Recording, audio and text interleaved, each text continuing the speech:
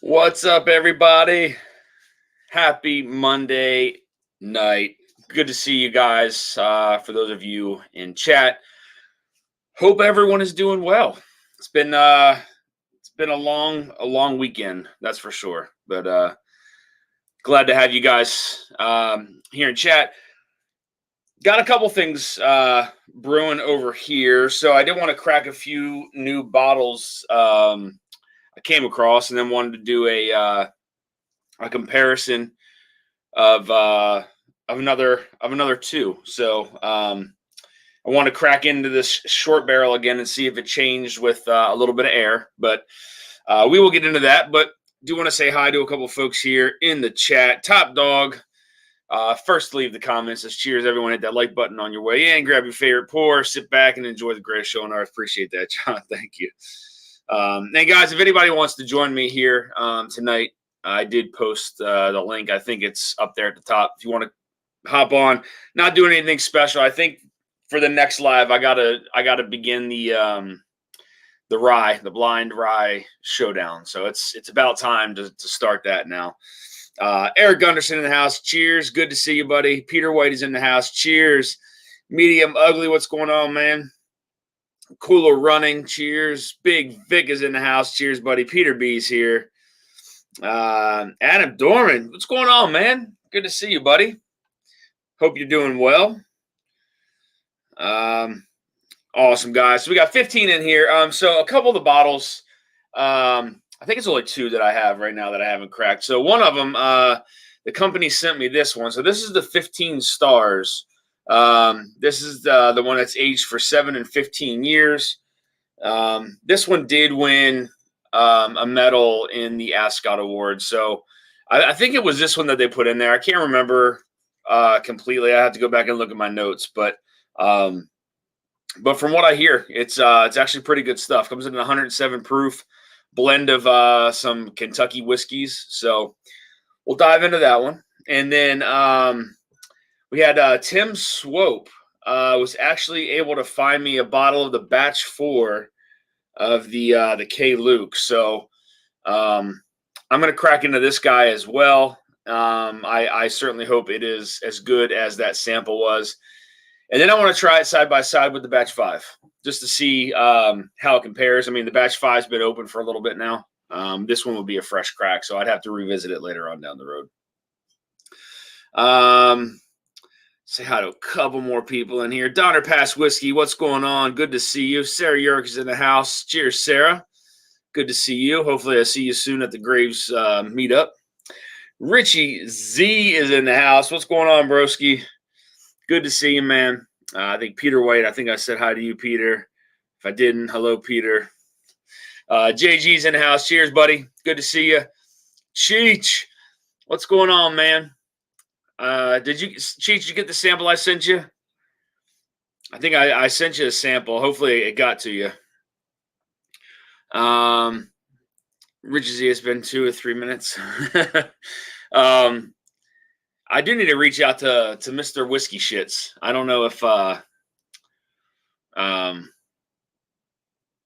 have his Instagram, but he won something from here, and then I can't find him on Instagram for some reason. But Richie Z, it's your birthday. Yes, it is. It is Richie Z's birthday. Awesome. Cheech did get the sample. Okay, perfect, man. Richie Z, happy birthday, buddy. Happy birthday. Shauna Marie D's in house. Cheers, Shauna. Good to see you. Guys, when you pop in, make sure you give Richie Z a big happy birthday. So, whoops. I'm going to crack open this 15 stars, age 7 to 5 years. We're going to do a toast to Richie Z for his birthday. That's what we're going to do. Everybody get something poured for him. Got a decent one of those beams this weekend. I hope it's good. Oh, nice. Medium Ugly got decanted. Yeah. It should be good, man. I mean, again, that stuff's very, very underrated. So, all right. Let's open this guy. Get a glass. We're going to raise it up to Richie Z. That's a heavy top. Wow, that's like a solid metal top on there. I was not expecting that. That's really cool, though. Neat. All right. Good. All right. Richie, how's it feel to be 21 again? Doug H is in the house. Cheers, Doug. Guys, let's raise a glass to Richie Z on his birthday. Happy birthday, Richie Z. Love you, buddy. I hope you have an amazing day, man. Cheers.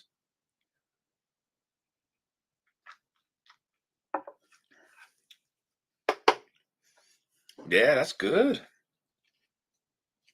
That's pretty good. It's got a lot of there's a lot of like cherry on the palate there. It's like a mix between like a dark cherry and like an artificial cherry. Like brown sugar. It's pretty good. I don't know if this is the one that was in the Ascot Awards or not. I can't remember, but they did have one of their products in there. Z-Man's in the house. Cheers. Pouring some 2016 Booker's Rye, courtesy of Top Dog himself. Eric, you are in for a treat if you have never had that before.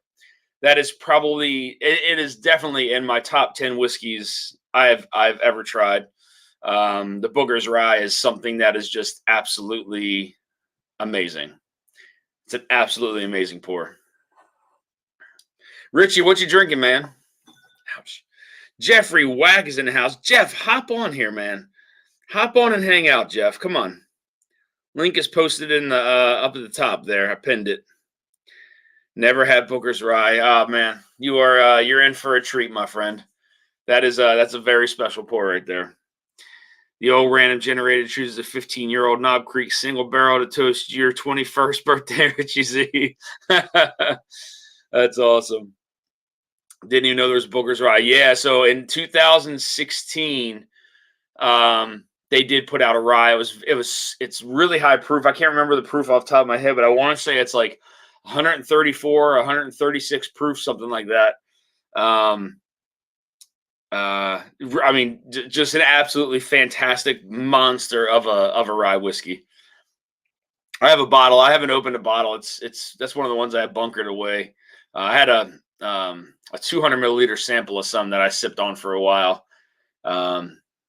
But then I have a sealed bottle in there. But damn, a birthday pour is a freshly opened barrel batch 34. It's delicious, man. I love that. I love the barrel batch 34. Yeah, Cheech 136 proof. Yeah, I knew it was up there. It's like 134, 136. I couldn't remember off the top of my head, but MJ says happy birthday, Richie Z, and cheers all. Top Dog indeed. I need to be saver. Thank you, my friend. Yeah, that's a special pour, man. Yeah, it's probably my top 10 whiskeys ever. So that's something I'd like to try to do on here at one point. I'd have to try to figure that out though. What my top 10 whiskeys I've ever tried. I know I have a handful of them. I still own a handful of them, but over time, I think I've drank some things that I would consider to be my some of my favorites anyway. Happy birthday, Richie Z. Cheers all. Pour some batch 33. Trying to do the 33 after your Buffalo Trace. That's another thing I got to compare too, man. I got to compare the barrel batch 35 against the 34. Maybe do the 35, 34, 33 in a blind matchup just to see. I like the 35. The 30, I still have to review it. The 35 is good. It definitely has more of like a spice factor to it that like the 34 didn't have. I think the 33, I can't remember off the top of my head, but I think the 33 had a little more spice to it too than the 34. But the 35 definitely has a little bit more of that spice there in your face. Top Dog says I don't think I can make a list of my top 10. Yeah, that'd be extremely hard to do. I'd really have to sit down and think about it. Just to try to remember what would be in there if I still have it, if I don't, if I have a sample of it. What I try to do for whiskeys I really, really like is I'll either try to pour some into like a 200 milliliter or a sample bottle, and then just kind of like stash it off to the side and just forget about it, put some parafilm around it and just kind of tuck it away. And then, if I ever finish the bottle, I'll have something to go back to. But I don't do it with every one of my whiskeys, just some of the ones that I really really enjoy. So I sort of gave up on barrel when they wouldn't give up Dickel. And the newer batch is still Dickel based. Yeah, I think the latest 35 still has Dickel in there, Adam, if I'm not mistaken. Is this 35? Yeah, so this is yeah, so Indiana, Kentucky, Tennessee. So it still has some of that that Dickel in there. But to me, like I feel like as the batches go further on, you start to lose some of that minerality to it. So it's not like as, like fruit forward, Flintstone-y vitamin, if you will. So, but the batches, in my opinion, have definitely gotten better, especially the last 3 batches, like 33, 34, 35 are all monster batches. So, oh man, we got a friend backstage here. What's going on, buddy? Not too much, man. How are you doing? I'm good. How are you? Oh, good. Just getting into the first drink of the evening here, I man. hear you, man. This is my first one too. So it's that 15 stars, the 7 and 15. The company sent it to me to review on the channel. So Is that it's sourced. So it says right? undisclosed. So I don't know who it would be sourced from, but Okay. yeah. But It's not Dickley though. no, not at all. Okay. Yeah, not at all. It's actually very like cherry forward. It has this like interesting mix of like a dark cherry and then like almost like a medicinal kind of cherry. So it's like that mixture. There's like a lot of like sweet like brown sugar on it too. I think Okay. they put this in the Ascot Awards. I think it was this one, and it won a medal. I think it was this one. I can't remember, but it's really good. Surprisingly, I very feel like I good. read something on that recently, but I got too much going on with trying to remember all this stuff about bourbons. It's too much information. I am going to go back and revisit the short barrel. Okay. So now that it's open, just to see if it changes at all. So if it changed at all, and then I'm sure it has to because they only opened it for us. That was the first time they ever opened the barrel. So I would have to imagine that with some airtime, it's going to make a little bit of a difference. I definitely think it's going to change 100%. With enough time and with enough air, I definitely think it's gonna it'll change. I'm hoping some of that more like that dense oak kind of dies down a little bit, and it brings forth some more of those flavors that we were getting like when we first tried it. Yeah. Renee Pizza's in the house. Cheers. Biking Bourbon is in the house. Cheers. Good to see you. What in the world is all that noise going on in the kitchen? Oh my god. Slapshots Roadhouse is here. Cheers, man. Good to see you. Bourbon Baller Lee is in the house. Cheers. Good to see you. EJ is here. Cheers. EJ, you got that sample I sent out to you too, right? Again, I send out so many samples. Like it's so hard to follow up with everybody to make sure that they got them. I know from this last giveaway, I still have a good handful to send out. So should be able to do that tomorrow. I am supposed to go hiking tomorrow, so that's going to be interesting. We'll see how the night goes, but I can't let myself get too because I'm taking the kids, so I gotta be semi-coherent. That way we don't get lost. So you're not going hiking then? I'm not going hiking. Okay. Not going hiking. Saucy Shane is here. Good to see you, man. EJ says I think so. Okay, yeah. I knew I sent it out, so I swear I sent it out twice, but I'm glad you got that one at least. Yeah, this is really. I now smelling this, like I can kind of remember. It's got a. I mean, the nose on it is just amazing. It's got a fantastic nose to it. A lot of that cherry starts to come out. Like there's a lot of sweetness to it too, but then there's like this like little pocket of like some nutmeg in there that's just stuck in there. It smells really, really good. Scott Pigsley's in the house. What's going on, man? Cheers, Dan. Speaking of Barrels for Hope, there's a spot open on the Patreon. There you go. Guys, anybody who's interested in hopping on there, again, there's an open spot. Again, I mean, when something like that happens, it's open. So you will be included in the, you'll have the picks available to you, whatever's available. So just FYI. Thank you, Scott, for letting me know that. I appreciate that. And good to see you. Whiskey Friend is here. Cheers, man. Good to see you. Whiskey helps with kids, especially when delivered in a sippy cup.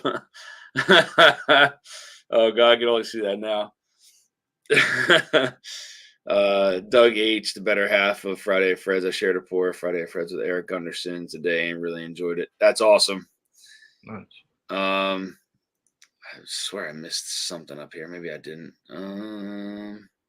I guess not. Speaking of Barrels for Hope, any insider update on what we're looking at for the Hard Truth? As far as delivery? Yeah, I know that they were saying that there are some issues with like their bottling line or whatever, but yeah, I mean, as far as I know, it's looking like the 3rd week of August, if I'm not mistaken. Okay. Yeah, 3rd week of August. Those should be in. So, and then not shortly after that. I mean, the maker should be shortly behind that now, because from what I hear, that was already bottled too. So. Okay. Yeah, so that's been done from what I heard. So I'd have to get some clarification on that, but that's the last I heard, is it was they were bottled. So nice. So it's going to be like a big influx of bottles there. So yeah, and then we'll wind up running into our little halt there. Like we might go a month without having something delivered, but then the following month will wind up being something else. Like what's the one we just did? Well, I think the four gate won't probably be until later on. Like that might be around like November sometime. You know what I mean? So what's up with their time frame? Is it still toasting it or is it still in the toasted barrel or whatever? Because I know like when Jason and Scott did theirs, they tasted the unfinished whiskey and then they toasted it. But it seemed like you guys got we got the ones that were already finished.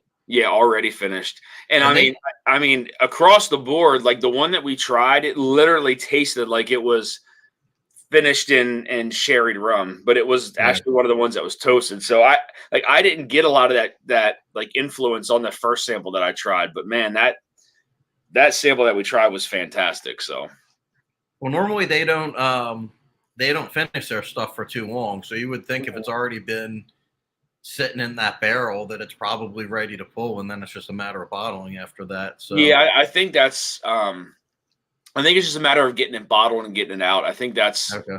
Yeah. So, but again, I mean, they're going to wind up, Chris Luddigan, he'll wind up sending us updates or sending the updates to Bill or whoever, and then sharing that with the team. I mean, the biggest thing is just making sure that some of these releases we're hoping are spaced out enough, and we're not going to get every bottle before the end of the year and then go, a handful of months without anything. I know we got to start some point here soon. We got to start looking at what picks we want to do next year. And I think that's going to incorporate the members as well. Hearing what, their voice and what, what they're excited about.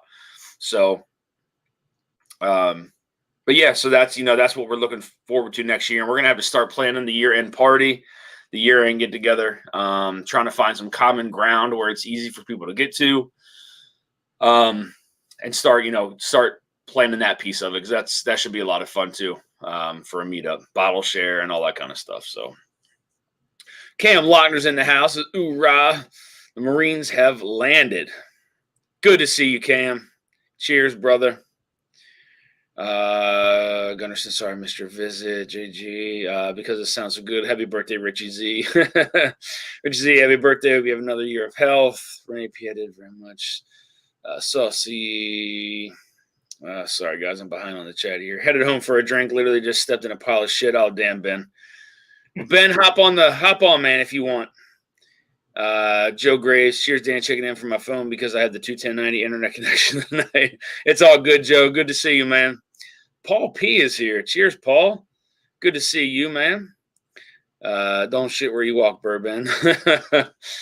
Yeah, Ben, if you want to hop on, man, you're more welcome. Anybody, guys, if you want to hop on just for 20 minutes, 30 minutes, 5 minutes, the link's up there. So, yeah, this is definitely good. It has an interesting aftertaste. Like after everything's kind of gone, that cherry like kind of remains on the palate. And like when you drink it, it's more of like again that mixture of like medicinal and then dark cherry, but then like afterwards it's more like the medicinal piece that kind of just like sits across the palate, like just sitting there right now, like on my tongue. It's really weird. Okay. You're not as big into like medicinal cherry though, right? Like that's not like a I mean, good note for you I mean, I typically. like medicinal cherry, but I like the real like darker cherry, black cherry kind of Right. flavor more for sure. But I think it can be good. Like now, I'm getting a ton of it on the nose right now. So Yeah. I mean, there is literally like it's like sweet cherry, nutmeg, like yeah. There's a lot of it on the nose. See, I'm fine with medicinal cherry, but like I like when like you get like cherry and like oak like hanging out like on the finish. Like I feel like that's real nice, but I don't know about the medicinal part hanging around. That might be a little bit weird. Yeah, I'd have to try it was really weird because like I got a mixture of both, like on the palate. Like when you drink it, it's like both, but then like after it sits for a little bit, it's just like that medicinal kind of like it's like a little film of like medicinal cherry that kind of sits across the tongue. It's interesting. It's good though. It's really really good. It's a lot of different kind of flavors going on. Very very sweet. I don't get a lot of baking spices on the palate on this one. It's more sweet flavors, like some berries and stuff like that. So not bad. Not bad at all. I'm gonna switch things up a little bit. And do I want to do? Should I do the K Luke now, or should I do the short barrel? Oh, Jesus, dude, pick something else, man. I need to catch up to you. I got the K Luke out there, and I got the short barrel, but I haven't even had a sip of this yet. All right, I'll do the. Yeah, do whatever you want. I'm just kidding. I'm gonna do the Found North Batch 7. I fucking love this bottle. This is to me, it's one of the best standard batches that they've ever put out. I think it's absolutely fantastic. I'm gonna pour some of that. It's strong too. It's pretty high proof, if I'm not mistaken. Yeah, 131.8 proof. Yeah. Did you get one of those? I didn't, but I'm bad at like slacking on those because I'm just like, it'll be around for a while. Like, I know I'm pretty sure they're almost out of batch 6 from what I saw at right. I don't know if it's Seal Box or I can't remember. I think it's shared pour. Yeah, maybe it is shared pour. I got all those emails. Today. I only have a moment to drop in and say, Robert, you and Richie Z share the same birthday, man. That's awesome. Happy birthday, Robert. Good to see you, man. Thanks for stopping in on your birthday. Cheers. Cheers, man. I'm going to cheers you with some Found North. Eric, cheers, man. Thanks for hopping on too, buddy. Yeah. Oh, dude. You got to get a bottle. Get a bottle. Dude. If you want, I can just send you a sample before you get a bottle. If you want. Oh, I know it's worth buying. Oh, yeah. I'll get one. I think it's funny. I've been trying not to purchase too much recently, but like I still get all those emails. It's like from like wherever Seal Box shared pour about like whatever they're dropping, and I'm always on it like right away. I'm like, really shouldn't buy anything, but let me just see what it is. I saw that. I saw the news flash from K Luke coming out with that toasted and then the rye too. Okay. Yeah, two different releases coming out from them. So it's the toasted bourbon is one, and then their rye is the second one. So, Joe says batch 17. No, Joe, this is the Found North batch 7. So this is their latest release of their standard releases. I know it's kind of hard to see, but batch 7. It's the one that's a minimum of 18 years. But and again, this is just my opinion. But in my opinion, this is the best standard released Found North that they have out. Single barrels, different animal there. But this is a fantastic bottle of whiskey right here. Drinking some Lucky 7, 15-year proprietor. Someone shared a sample with me. Very nice. How different is batch 7 from the single barrel PX? Well, this isn't finished. Well, it's not technically finished, Ben. This one is the one that is it's aged, or I'm sure it's matured in Hungarian oak, but there's no finishes, quote unquote, to it. But again, it's very sweet on the palate, but it also offers that like a nice kind of spice bite with it too. So 83% corn, 16% rye, 1% malted barley. I forget the highest age on this one, but I know the minimum is 18. I want to say it's like 22 or 23 years, something like that. Can't remember off the top of my head, but I mean, just it's again, it's my favorite standard batch they've ever put out. So 21090's in the house. What's going on, guys? Good to see you. If you want to hop on, you are more than welcome. Who else was that? JH, what's going on, Jay? Good to see you, man. Jay, are you going on the Middle West pick? Because I think you were picked for that. Somebody in here was picked for that, if I remember correctly. Shredward, what's going on, man? Good to see you, bud. I thought Jay. I know Moose was picked, but I think he dropped out of it. And Scott, I think Scott Pigsley, if I'm not mistaken, Scott, you got picked to go on that after Moose was. No, Was that it, or I'm thinking of something else? No, he got picked for Still Austin for the. Was it Still Austin? Okay, it was Still Austin. Okay, yeah, for what they're doing Thursday night. See, that's I can't remember, man. Ben says there isn't 7 sherry what? There isn't 7 sherry finished. He said then isn't sherry 7 sherry finished? No, which is not. No, now they have. Hold on, now there's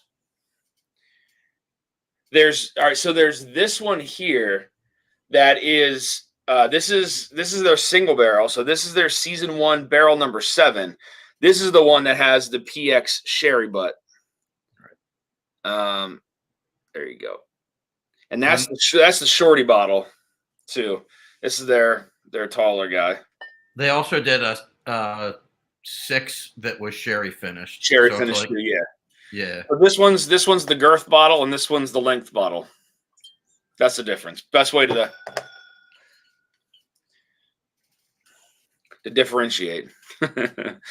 Richie Z sipping on anything good? I swore I just saw right now barrel batch 34 with some 33 poured in the glass. Very nice. I did see somebody post something about, it may have been 21090 posted something about, or responded to it, the top 10 barrel batches of all time. That would be a fun one to get into. I guess outside of like some of their specialty pours, like the gold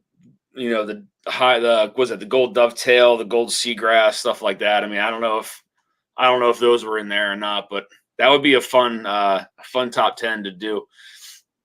It's a lot of drinking though at the same time. Bourbon of the week.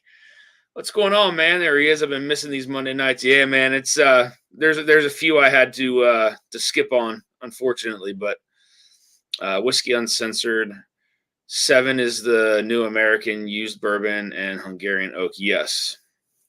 I'm telling you, it's just my opinion, man. I just think it's the best standard release they have, but is that your dog? Yeah, you hear that? Yeah. All right. I don't care. I mean, God, yeah, it's so good, man.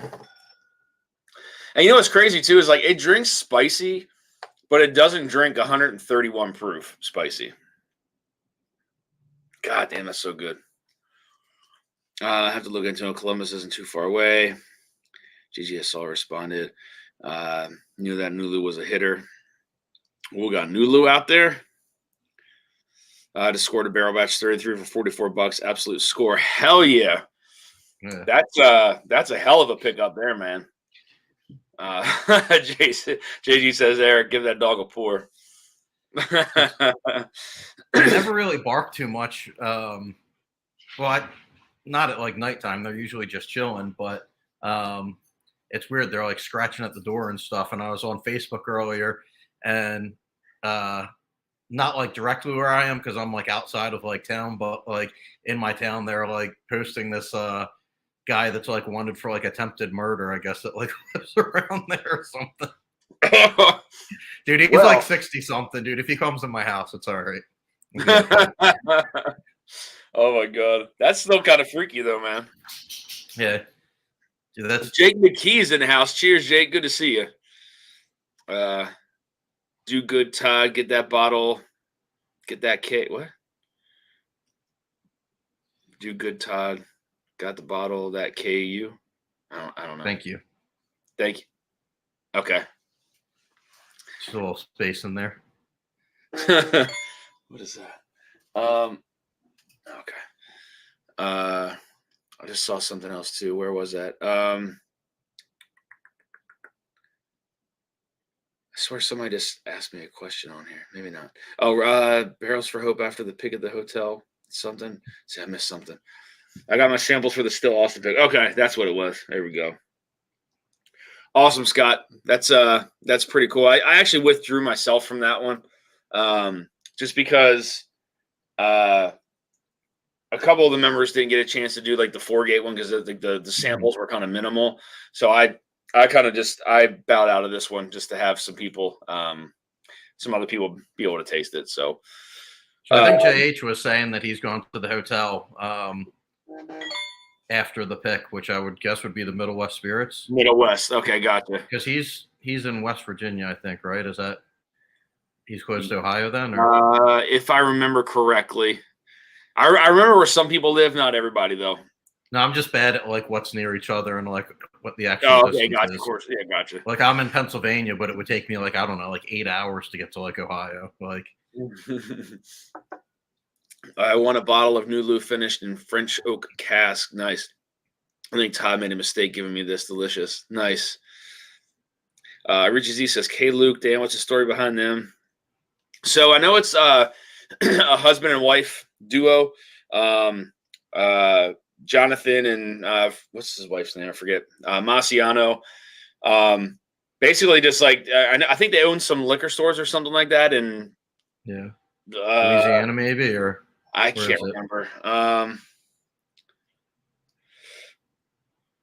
Where was it? I can't remember where they're out of, but yeah, they started blending some Indiana whiskey and Kentucky whiskey, and found a great way to blend. So, I mean, that batch 4 that I tried blind, that was the first time I ever tried K Luke, and it came out on top for me out of a bunch of like hitter bottles.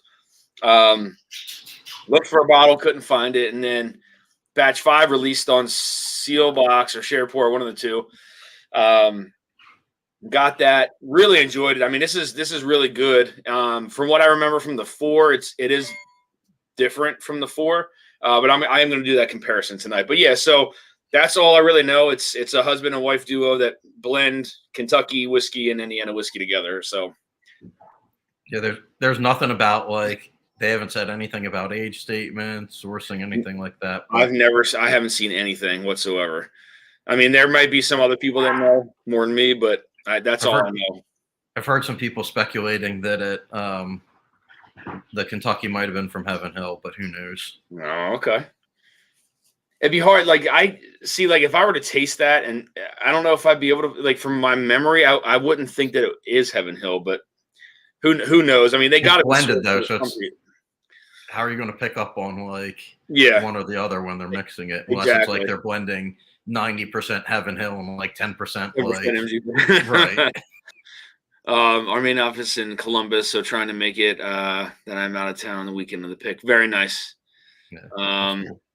Drinking some Breckenridge Vanilla Porter.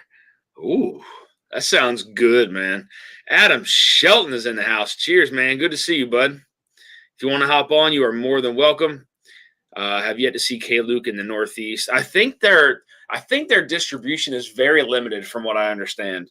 But if you go and sign up for like Seal Box or even under K Luke, I'm pretty sure they notify you when their stuff is released on Seal Box or Share Pour or whoever else pushes the K Luke product. So again, that's something I highly recommend. I think it's fantastic. Again, I mean the five is very good. The 4, again, we're gonna find out, but that sample was really, really good. So, 4Gate Whiskey Company, Chris, what's going on, man? Drinking some Dead Man Doom coffee. Oh, damn. Okay. I don't know what that is, but it sounds powerful. I heard Four Roses is a safe bet for K. Luke, says Paul P. That'd be interesting. Huh. Yeah, I mean, maybe. That's the thing. I just wish some companies were just transparent about stuff like that, like where you're getting your stuff from. You know, like that's what a lot of people want is transparency. Like they want to know where the whiskey's coming from, right? Like, I don't know. I want to know if it's not like an NDA thing. You know what I'm saying? Like if you can't say, then say you can't say because of that reason. Mm-hmm. You know, like if you can say, I don't like. Yeah, I agree, and that's I know like today people want transparency. They want to know where it's from. But again, if there is an NDA, then it is what it is. Whiskey Wars, what's up, man? Cheers to you, Dan and Eric. Cheers, man. If you want to hop on, buddy, you're more than welcome. Be glad to have you on. Again, anybody, guys, you want to hop on, man? I'm just shooting the shit here.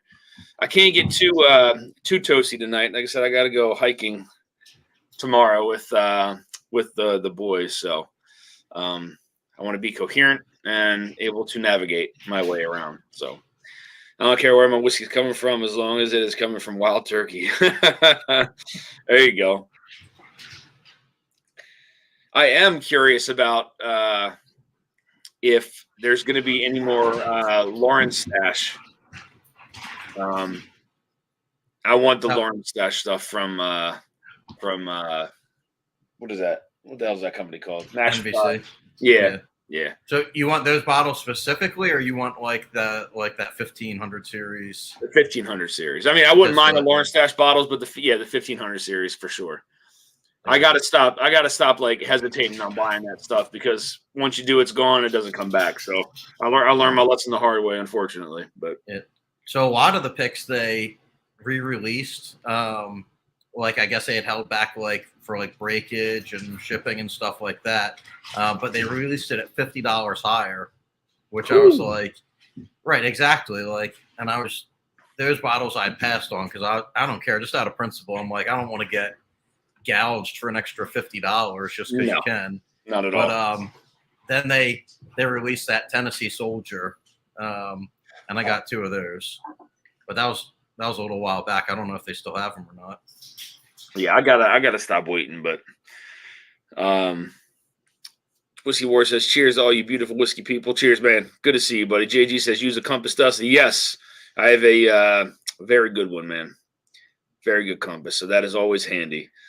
Just popped in the like button, still feeling yesterday. Cheers, man. Good to see you there. Robot Scott, what's up, bud? We got to meet up too, man. We got to meet up at some point. You're super close. Sherwood, I was just about to pour some rare breed. In regards to Wild Turkey, amen, brother, says Peter B. I can 100% guarantee there'll be more Lauren Stash picks, and I have a secret about the new 15. Oh shit. Adam, now you got to hop on, man. You got to hop on now. You can't tease me like that. I appreciate that, Sean. Hit that like button, folks. Appreciate that, man. 4Gate Whiskey coming to Chris says, I don't want to hear that this weekend. Yeah, Scott, Robot Scott, we should definitely get together soon, man. Like I say, you're right around the corner from me, so maybe us and 21090 can try to get something like super local together. All right, I want to try these 2K Lukes now side by side. So, again, the 4 is going to be based off of the neck pour. This is the 5. Pour that first. Oh, so you got a bottle of the 4. I did, yeah. So this guy, Tim Swope, he messaged me on Instagram, was like, hey, I got a bottle of 4 if you want one. And so I was going to trade him some samples and stuff for it. So, yeah, it's pretty sweet, man. All right, I'm interested for the comparison. Yeah, I mean, again, this can be based off of a neck pour for this one. Damn, I only have the memory of it. I can how that goes. I can send you a sample of it. Yeah, I mean, that's what it was like for me when I tried it in the blind. I was like, man, I got to find one of these. But by that time, I think it was too late. They were already gone. And I mean, I looked on the secondary for them. I couldn't find it. I just remember it being like real rich, like in like all the flavors, super rich. And I know 5. Oh America. 5 was definitely a little more spicy, but this is actually. I'm gonna grab my bottle. That's darker too. Batch 4 is definitely darker than batch 5, just from right here, just from looking at it. But all right, let me separate those here.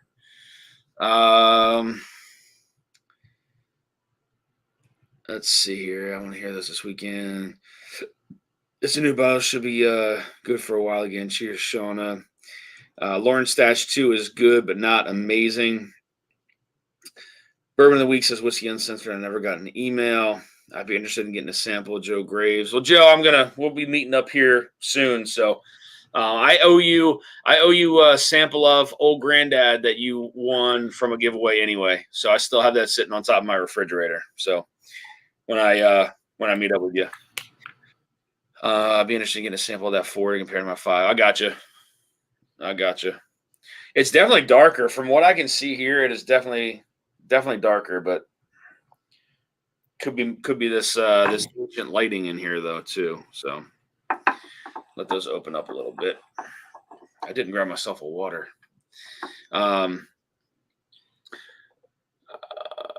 So yeah, what's funny is so it's been confirmed. So the day that I go down for the pick, we go down for the pick for Starlight.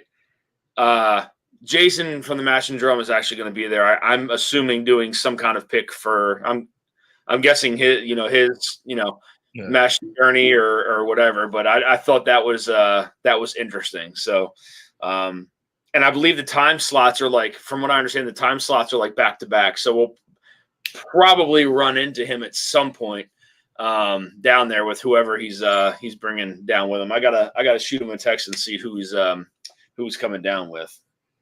Who the picks for and all that. I didn't reach out to him yet, but Dan, your birthday bottle is still in the works. I am late sending, bro. It's fine, man. Richie, I do have something for you, by the way, to send to you as well. So Bourbon of the Week says take his barrel. Yeah. Oh god. Dude, there's so many options there. You could never find the same barrel. Right. Like, what's up, man? Yep. He said, screw y'all, I'm out. Jason's stalking you. It'd be fun to do just like a huge, massive pick, but there's no way we'd be able to do that. So I am curious. So I got to reach out to him and see who he's doing it through and maybe what he's looking to get. All right, I'm going to start with the 4 because I know what the 5 tastes like. So, what's up, bud? Amateur hour over here. Hey man, how you feeling? Most importantly, pretty good actually. Yeah, the smeller back. No symptoms. Good. Things are good. Good, man. That's good to hear. That's the most important piece. So I know, Adam, I know you like the 5 better than the 4. They're both great. You have huh? They're both great. You have batch 3 though too, right? I've tried 3, yeah. Okay. Now, do you like that better than the 4 and the 5? So I think it's like a step up each time they do a new batch. 3 was great, 4 was better, and then 5 has been the best so far for me. Okay. So it's just gradual improvement across the batches. So it's like the direct opposite of where like every other brand is trending. Got it. Yeah, it seems like it. Yeah, all the heritage stuff. Right. Gradual declination. What are you sipping on? EC toasted, easing back in. Yep. He said Jason C is live with Dara. Oh, that's right. They're doing like some kind of Scotch thing, right? When what it was? Yeah, peated Scotch, I think. Oof. I know Todd was over funny. there. I hung out with a couple guys the other night, and I had what is that? The Ardbeg Uvidal. Yeah. Oh my god! Like that is like that's something. If I were to drink a lot of that, it would have to be the only thing I drank the entire night because it would just ruin any other whiskey that I tried. I'm not saying I didn't like it. It's just it's something that I have to get used to drinking. But I do like that smokiness from it, though. See, I like I'm not big into Scotch, but I like drinking Scotch and like American single malts and stuff from time to time. But I've never tried a peated Scotch. I'm like nervous based on Yeah, it's people not my saying it bag. tastes like burnt rubber and Band-Aids and stuff like that. I'm like, Oh my God, that batch 4 is so good. Oh Jesus Christ. Yeah. What is it? What's the other Scotch that's peated sometimes? Is it Highland peat? Um. Man, I have no idea. There's another one it's a lighter peat, but I can stand that. I know someone in the chat knows for sure. Richie Z said this is the best beard whiskey live. Eric Gunderson says love peated Scotch. Ardbeg, nice. Yes, a blind peated Scotch flight. Man, I just don't know how you could like taste something after tasting like another peated whiskey. How you could taste another peated whiskey behind it and like be able to pull flavors out. That's interesting. Cracked my Kilkerran heavily peated last night. I think Peter B said you got to try the right peated Scotch. Lagavulin, Highland Park, says Joe Graves. Wisconsin says Eric, you love burnt ball hair notes. Chris says I don't know Pete. Who is he? Islay Talisker is less peated than Islay Scotches, if not bourbon. Pete is Band-Aids and hate. Yeah. Campbelltown, Lefroy 10. All right, yes. There's a lot of Scotch fans out there. Like there's been a couple. I mean, there's honestly been a couple Scotches. I forget who it was. This has been so long. That sent me a whole bunch of different Scotches, and there's a lot that I actually enjoyed. Deanston, I think Deanston 12 or Deanston 10, I think it was. Bunnahabhain. I really liked Bunnahabhain. Man, I can't remember what else I tried. I mean, that smoky stuff's okay. It's just it would take some getting used to like continuously drink it through the night. But yeah, I want somebody to like introduce me to it correctly. You know what I'm saying? Like, I don't want to just get like thrown in there like here's Octomore. You know, try this. Like, yeah, I've had a Bruichladdich that was pretty good. I don't remember which one it was, but I think it was peated. Yeah, that batch 4 is definitely not. It doesn't have the spice that batch 5 has. Batch 4 is very sweet and like rich and savory. Now I got to get into 5 really quick, but I think 5 was definitely having a little bit more spice on it, on like the back end. Did you get that too, Adam? I don't remember. I was probably drunk at that point. I just remember that I liked 5 the best. Some of the Bruichladdich aren't peated, and I slaughtered that spelling. Hey, look, enough. it looks right. It looks right. Bruichladdich.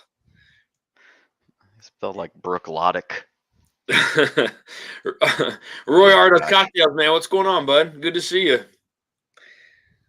Yeah, like this one, like just on the nose, you get more of that baking spice on the nose than you do on 4. 4 is definitely like more like sweet and rich. There's like that powdered sugar kind of smell to it a little bit. Where this one, like you already get spices, like the baking spices on the nose. Some of the I have Octomore 13.2. That's super heavily peated. 137.3 ppm. What is ppm? Parts per million. Okay, parts per million. Interesting. I thought it was Pete's per minute. All right. 137 beats per minute. Darrell is in the house. Darrell, hop on here, man. What's up, I miss you. I miss that face. Hop on here, man. Port Charlotte, excellent Bruichladdich. Yeah, Okay, that's the second time somebody suggested that to me, and I almost bought it at like sitting at the store down the street from me for like. Isn't that the like light blue bottle? It's like in a gray. Well, I don't know. It's in a tin or something like that. Yeah, it's they're like all in in tubes. either a gray or a black. Like, okay. Ethan's all about Port Charlotte and Bruichladdich. It says right on it though, heavily peated, and then I was like, all right, I'll just leave that sit there. Yeah, 4 like 5 is definitely has way more spice to it. More of a spice kick. Tons and tons of baking spices on the palate on this one, like especially towards the back end. It is sweet up front, but then it just goes. It gets very spicy on the back. Yeah, it's really I get good. like though. as soon like mid palate like that spice starts kicking in for me like pretty much like right away. Yeah. Yep. Like it's TJ sweet on. Cheers, man. What were we saying, Eric?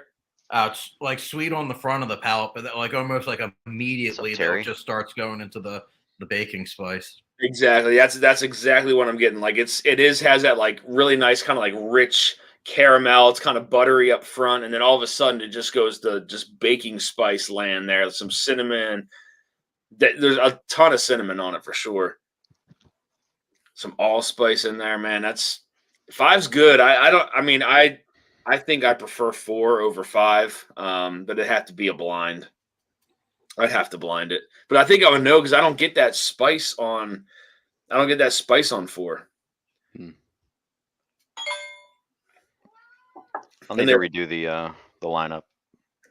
117.7 for batch 4. And batch 5 is 119.4. So I'm very curious as to who they're using though. If it really is 4 Roses, I'd be surprised. Very surprised. I wouldn't guess 4 Roses, but blue. Whoops, I'm missing a. Let's see. Blue is classic Lottie at 100 proof. Okay, most Berglotic not peated, but the Port Charlotte is. Eric Gunderson, I have the 130 or 113. Oh. All right, this is Scotch talking here. That's what Peter B says. Love the Scotch talk every once in a while.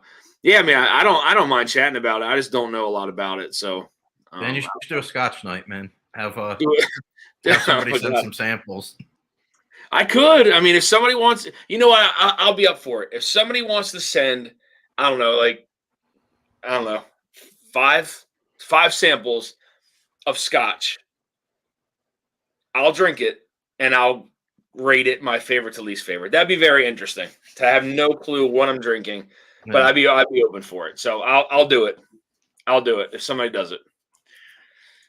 K. Luke sources from both Indiana and Kentucky. Yes, yeah. Cheers, Sugar Kitty. Good to see you. I'll do it, but I will be peated. It says Amy. Oh man, all peated. Oh, what would be cool? Isn't there like different regions where like they all kind of have like a different taste profile and everything like that? So I don't know. It'd be cool to go through like kind of each different like type, I guess, to kind of see what you like. So Joe says he'll send it. I know Joe has some Scotch. I'll send you some. Oh gosh.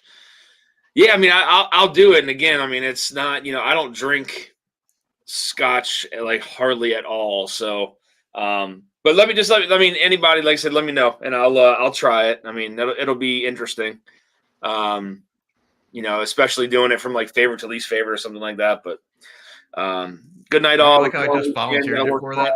Cheers, John. Good to see you, man. Thanks for stopping in. What was that, Eric? I said, don't you like how I just volunteered you for that? Yeah. I'll send it. I'll send you some of both. I can do that. I've done it for Bad Axe and 21090. I have a set of non-peated samples to start. Okay. Get from Joe. He has a nice selection. The regions are more like styles today. Some regions make whiskey more like other styles of Scotch. Tim Evans in the house. What's going on, Tim? Good to see you, man. I don't know. Tonight I think I definitely favor the 4. But again, I would literally have to blind this. But yeah, I mean, just on the nose, you get the baking spices on the 5. Yeah. 100%. Just on the nose. That might have been what sold me on it, the nose on 5. Mm. They're all really close. 5 is so good though too. Especially, you know what it almost reminds me of? It reminds me of the spices, not the flavor, but the spices from like wild turkey, like a rare breed or like like a 101. That spiciness, like that's what that reminds me of from the batch 5. How those spices are just like in your face. I really like batch 5. I've reviewed it. I've recorded a video. I just got to release it still, so I'll probably do it this week. We've still got batch 3 on the shelves here. Really? For 4, yeah. Damn, that's crazy. How much are they running? $119.99. Okay. What were they at? How much were they online? Right around the same price, right? Something like Probably. that. Yeah. What batch was it on? 3. Batch 3. Gotcha. Do a peated night and a non-peated one. I can do that. I'll do a Scotch flight. It's going to be interesting though. I know you guys are all going to be just like laughing your ass off while I'm trying this shit too, because I'll send you 5 different single malts from 5 different countries. Oh my god. See, that's cool. I like the idea of that. Yeah, I mean, again, I'll try whatever, guys. You let me know. Maybe I'll do like, I don't know. Maybe I'll do like a Scotch month or something. I know it's kind of crazy to say, but maybe I can do Scotch month or something. So I know India's got a big Scotch scene, right? yeah, I heard the same thing. I heard that. That's interesting. But they have their own, like there's Indian whiskey though, correct? Mm-hmm. Like that'd be fun to try too. I watched a video of a friend pouring his own bottle of 12-year ECBP today at Heaven Hill tour. Time for me to go there. Yeah, yep. It's really cool, man. I mean, even when you go on the tour, like there's 2. I think there's 2 different ones, or maybe 3, but I know of 2 where you can do what is it? The Know Your Bourbon? You do bourbon, I think, is the one where that's where what we did, where you fill your bottles, and then I don't know what the other one was called. It was the Whiskey Connoisseur. The Whiskey Connoisseur. That's what I thought. Yeah, Connoisseur. Yeah. And then at the end, like the Whiskey Connoisseur, at the end you get like there's a chance to buy a bottle. You never know what it is. Sometimes it's a William Heaven Hill. Sometimes it's a Elijah Craig Toasted. I'm not sure what else they offer in between that. Maybe Larceny, maybe, I'm guessing. But then when you do the You Do Bourbon, when we were there, they did they had the Heaven Hill Select Stock, they had the Larceny, they had an ECBP, and then the Bernheim Weeded Barrel Proof, right? Mm-hmm. It was 4, something like that. Mm-hmm. They only had the 3 when I was there. It's the ECBP, Larceny, or Bernheim. Oh, really? They didn't have no? Unlucky. Damn. Got the Elijah Craig though. It's pretty good. It's almost out though. Nice.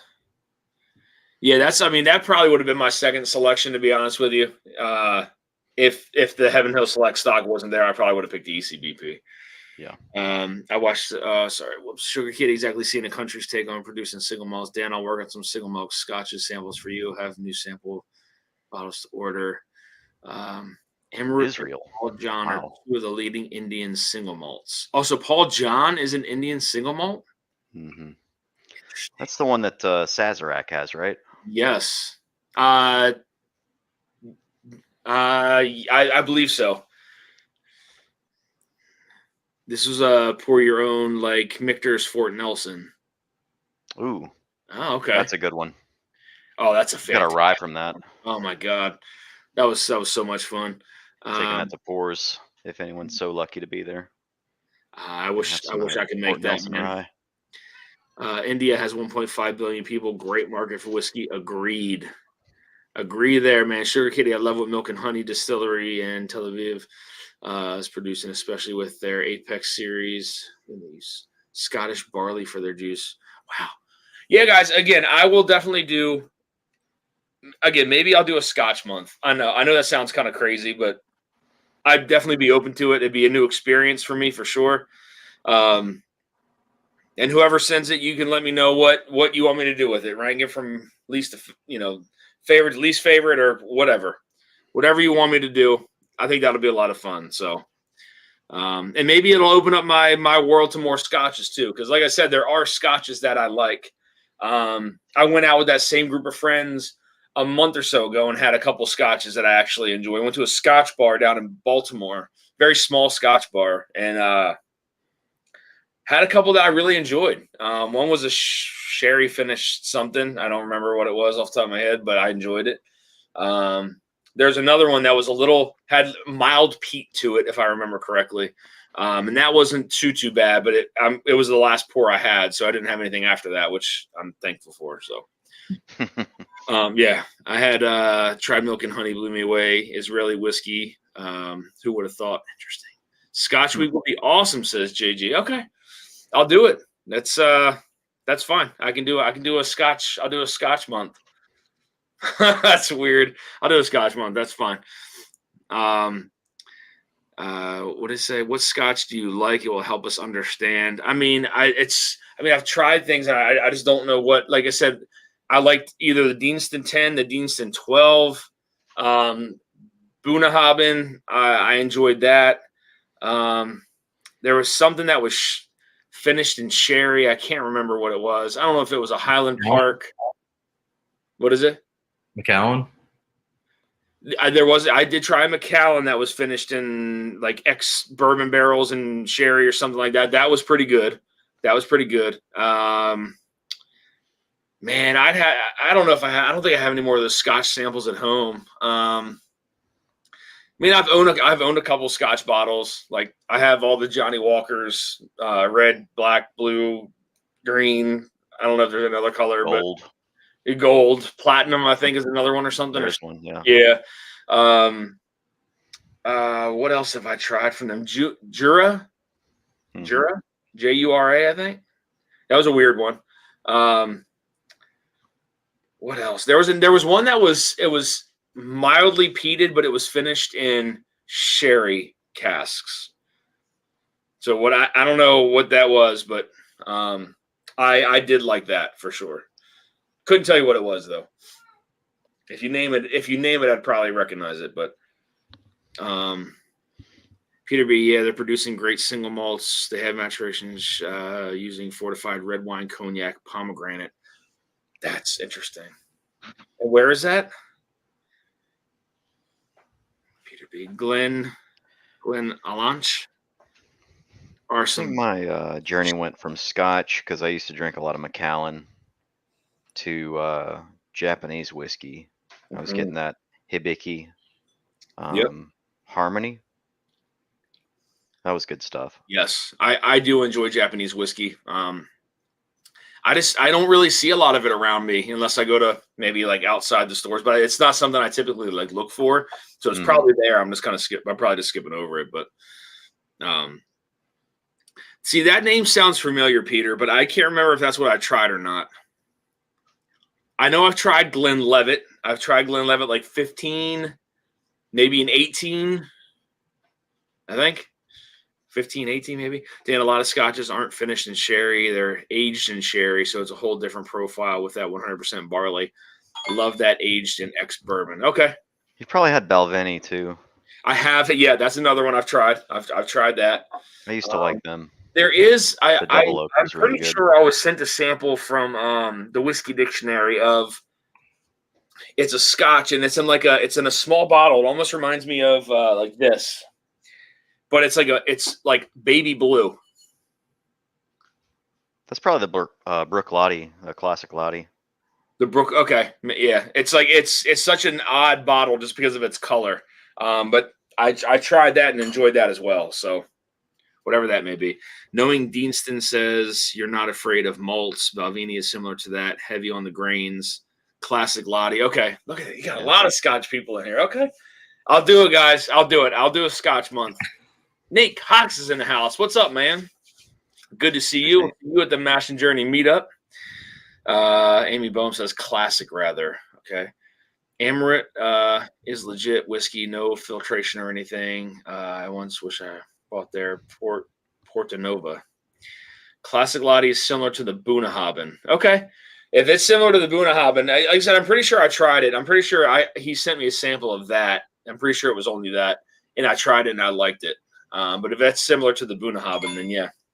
Glenn Dronick. Oh, see, I recognize that name too. Also does very good sherry finished.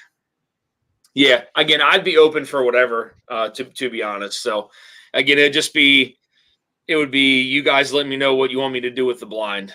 Again, rank them or do some kind of proof, guessing the proof, which I'd probably be horrible at with the Scotch, but I'll include a sample of the Porto Nova. You'd probably like Campbellton's too heavy. You probably like a Glen Scotia or a Springbank. Oh, you know what? Springbank. I recognize that. Is there a Springbank 21? Or Springbank? An aged Springbank? Tobermory is similar, but Buna has a shorter finish. I don't know. There's so many crazy names.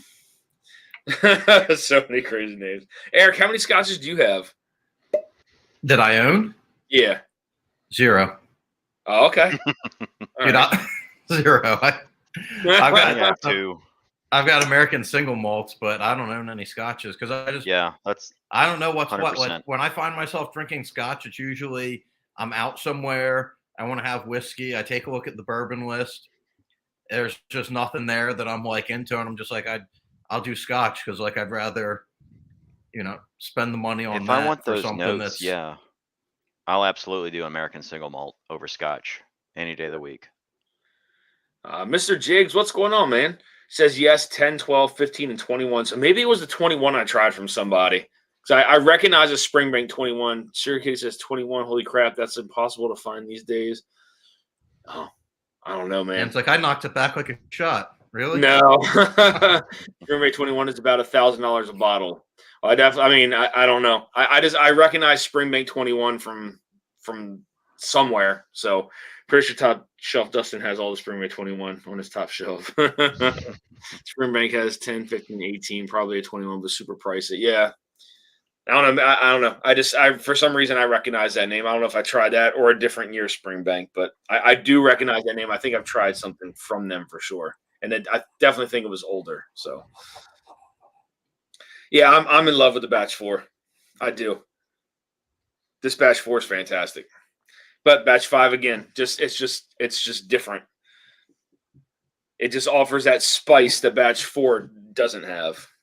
This is more amazing, sweet, rich. This is more of the spicy kind of bold flavors that has that kind of sweetness up front. 3, 4, and 5, you can't go wrong. I agree. You could go either way with one of these. Like honestly, depending on like what you want for the night. If you want sweet and rich, you go 4. If you want spicy and sweet, you go 5. Once you get over $100 for me, it has to be a special pour. All 3 of those are special pours for me. 3, 4, and 5. Mm-hmm. Yeah. Yeah, I mean that's I might hit you up about a Batch 3. If there's still a whole bunch of them on the shelf, because if it's anywhere, I mean, what would you like? How would you compare it if in your mind? How would you compare it to like 4? Is it Batch 3? Like 4? It's just not as complete. Okay. It's still really good. I would compare it to like a Discovery series from Bardstown. Oh, okay. Because you can tell that a lot of work went into it, and it's all quality stuff. Yep. But batch to batch, I mean, each one is. That's really when different. You know, like to your point, and you hit it dead on, man. Is like like the quality of something when somebody's blending something really good. Like like yes, the Batch 5 may have that spice to it, but it's fantastic. They did a hell of a job blending that. You know what I mean? Same thing with the Batch 4. It's like again to your point, like when somebody's blending something good. $30 cheaper than Disco, though. Yes, agree. 6 different Umrits. Mr. Jig says, "Whoops, I need to get a damn mouse, man. I actually love the 10 the most because it's the most fruit forward." Okay. Do you have a Spectrum? Okay. Still talking about Scotch in the chat. What did I start? Tim Cornet says, "Dusty, it's Richie Z's birthday." Yes, man. We did a cheers to him. Happy birthday, Richie Z. Yeah, man. We'll do another cheers to him, guys. For anybody who wasn't watching, it is Richie Z's birthday. Richie, happy birthday, buddy. Cheers, man. You need to get your ass on one of these lives here soon. I'd love to have you on. Yeah, I'll definitely do a Scotch month, man. That'll be a lot of fun. Something I've never done, something I never thought I would do. But why not? I'll do it.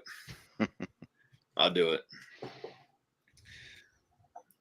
Now, Dusty Dan's international whiskey reviews. Yeah. And what was it? You said international? Is that what you said? Yeah. Dusty Dan's international whiskey reviews. Hey, you never know. Scotch, the other night. What is it? Bourbon or Whiskey Uncensored. He had some Dusty Scotch the other night. Really? Yeah, on his live. I gotta go back and watch that. Had an old, what's it called? Johnny Walker Black. Ah, okay. Some Dusty Johnny Walker. Yeah, he has a lot of luck finding stuff too out in the wild for sure. Mm-hmm. Eric Gunderson says I like the intermediate sherry even more than the Porto Nova. We went off the rails with Scotch, says Peter B. Yeah, I mean there's a lot of Scotch fans in here, so I'll do it, man. If you guys want to watch it, I mean it's going to be embarrassing, but you know. I'll probably pick your guys' least favorite as my favorite, something like that. But let me turn this thing off. It's just going nonstop here. There's no right or wrong, Dan, when it comes to palates, man. Yeah, all subjective. But again, I think it'll open up maybe a new avenue for me to kind of go down, some Scotch. Again, I have a few. I don't have a lot. Like I have all the Johnny Walkers. I had a Glenlivet 18, I think it was. 15 or an 18, I can't remember. And then I had that Jura, and I'm not gonna lie to you, I poured it down a drain. Yeah. The most I've ever spent on a pour in the bar was Scotch. It was a Macallan 30. Oh God, what's up, man? Hey, thought I'd jump in real quick. Yeah, buddy, how you doing? Jay, I'm doing good. Cheers, man. Good, man. Good to see you. What you drinking on? This is what did I just pour? Oh, I know it is. Hang on.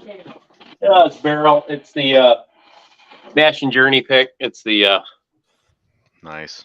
Oh, yeah, it's on sale right now. Yeah, Oloroso cherry. Yeah, it was on sale. Just a few days ago. I think there's still some left. It's really good. $bucks for that's Oloroso sherry, right? Yeah, it's really good, and I think it's like I mean, seriously on sale. I think it's like $65 for the bottle. Mm-hmm. Yeah, it's almost. Out of all the finished ones we tried when we picked that was by far. I mean, that was the best one they had to offer by far. So, that one was pretty good. Yeah, super good, super good.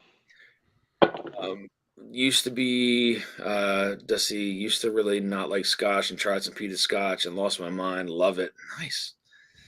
Started off in rum and Scotch and bourbon too, says Richie Z. Love my bourbons has remained, but always love and buy Scotches and rum. My favorite rum I've ever tried was probably the Eldorado 21. That was an incredible rum. That probably the best that I've had. I know I've had something from Foursquare, but I can't remember what. But check out those Rolling Forks. That's good stuff. Rolling Fork. Mm-hmm. Yeah, I haven't jumped into rum. I have not remotely jumped into rum yet. Man, there's some good stuff out there. I know that scares me. I don't need more bottles. Well, how do you feel about Scotch though? I would rather go towards rum than Scotch as a bourbon drinker. It's easier because you're still getting that rich depth of flavor. Yeah. It doesn't taste as watered down as Scotch does to me. Yeah, I like the Scotches and I like the Irishes already. Yeah, it's a lot of whiskey. A lot of whiskey. Cash strength Scotch is where I really started enjoying Scotches, says Nate. Okay. That is a good rum. 12, 15, and 21 are all really good. Yeah, I mean the Eldorado 21 was fantastic for me, man. That was an amazing rum. They're a little expensive though. I think it was like $130, something like that for that rum. Yeah, rum's not cheap. Yeah. Cheaper than Scotch. Not in high enough proof. Plus, there's too much chill filtration today from the big producers, says Sugar Kitty. I'm not Scotch educated, man, to be honest with you. So I know very, very little when it comes to Scotch. The only Scotch rabbit hole I would go down is probably the Scotch Malt Whiskey Society. Okay. Just because it's curated for you with people who know what they're talking about. and they have access to really good bottles. That's really good like barrels. not from what is it called? Scotch Test Dummies, right? Yeah. Yeah, okay. Best rum I've tried was a Nashville barrel single barrel pick. It was amazing. Man, they get access to some good Foursquare rum. Really? Yeah. Ron Zacapa, 23 and XO are good, but on 40% ABV. Curated but very expensive rabbit hole. Okay. Scotch Test Dummies. Yeah, there you go, Peter B. 99 to 110 for Eldorado 21. Okay, that's actually a little cheaper than what I thought. The one store down the street sells it for like $1.30. So You see, that is the problem, though. If I start something new, then I am going to go down that rabbit hole for sure. I'm going to do it. And then I'm going to have another 50 bottles at my house in like, 3 months or something like that. Like, I can't do that. Just make friends with somebody that's got like a bunch of their stuff, and then you can go try it and see what you like. Yeah. And they have it broken down by like neck ring or something, like the pinks or something, the blues or something, greens or something. So if you like a certain profile, you can only buy that profile, and you'll always get something you like. Interesting. Yeah. JG, you pick up anything new lately?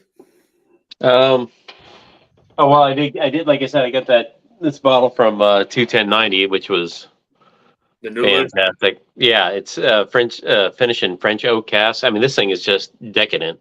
It's just oh yeah. I'm like he made a mistake. I'm like it wasn't even opened either. It was kind of weird because at first I'm like it looked like it was like it was short in the bottle. I don't know if that's the way Nulu is, but I mean I have the Nulu from Mash and Journey, the spice Spice Jam, yeah. Yeah, Spice Jam, but I don't remember it being that low in the bottle. I mean, but it was like we dipped into it tonight, but probably weighed the wax with the liquid yeah. weight. Yeah, I don't know about the colored wax is a little questionable, but yeah. It's the price of being a tater. Yeah. But that thing is decadent. I mean, so many flavors in there, and the finish just goes forever. But it's literally like one pour and you've had enough. Yeah. Yeah, we were actually talking about, like, depending on how the Barrels for Hope picks were laid out, about the possibility of trying to squeeze in another pick, but like financially, I don't think it would have worked out.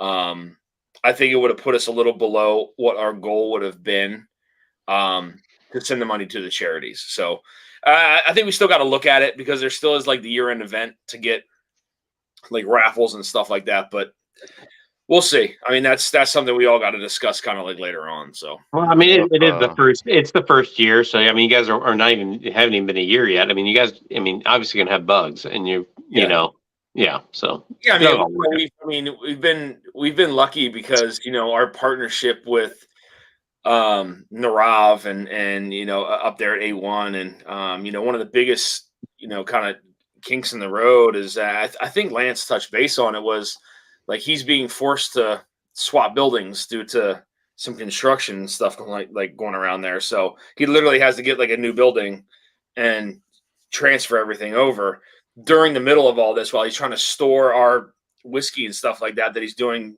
for free. So it is a burden, right? And so we had to sit and talk about the allocation drawing stopped. Huh?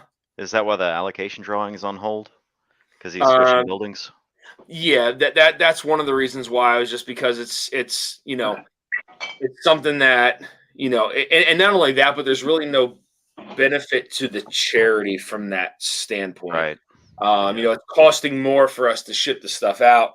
But again, he switched up what he's going to do. He's going to hold back 3 allocated bottles to be towards the raffle for the end of the year. And I think one of the bottles at some point he said was like maybe one of the Pappies or something like that towards the end of the year. So, but yeah, it's just there's a lot of things to work out in year one, and I think it's it's one of those things that just takes time to figure out, and you're gonna run into these little these little kinks in the road. It's just a matter of trying to like course correct things and then figure out a better way to do it, a more efficient way to do it, and just try like problem solve and stuff like that. So I feel like most people got into it with the primary reason being the charities. Yeah. And then like the whiskey secondary for that. Yeah. Because there are 6 premium whiskeys that have been picked or will be picked this year. And that's included in the membership. Yeah. And then everything else is a bonus. Agree. So. Yeah, I mean that was the whole point, and I know Lance kind of made that point about everything. Is it is about the charities, right? And it's, I mean, we were lucky enough to get not 1 but 2 Elijah Craig barrel proofs as our first pick, a 4-gate, in our very first year. Like, so it's and I mean Bill Austin. Yeah, I mean the connections that we're making to people and stuff like that, like that's valuable too going down the road. So I mean, who knows, and we do have to discuss what's going to come up in year 2 and what kind of barrel picks we're looking at getting. We want to incorporate the membership, not only for what picks we're looking at, but what charities we want to donate to next year, right? Because we do want to switch it up. So I mean, there's a lot of good things to come. But again, the main thing behind this was to donate to these 4 charities and to be able to deliver them a $10,000 check each. Like that's awesome. And then hopefully next year it gets a little bit more. But that's really the whole meaning behind it all. So there he is. What's up, man? What's going on? Awesome. How are you, bud? Not too bad. How are you? Good, man. Good to see you. Darrell. Yes. I'm looking forward to meeting you, Darrell. You coming out, KG? Yeah, I am. There you go. I'll be at both the VIP and the other in the park, of course. Nice. Yeah, I can't wait, man. It's going to be a blast. It is going to be a blast. I wish I could make that, man. I wish I could do it. I just can't. My August schedule is crazy. I took a lot of time off in August, so.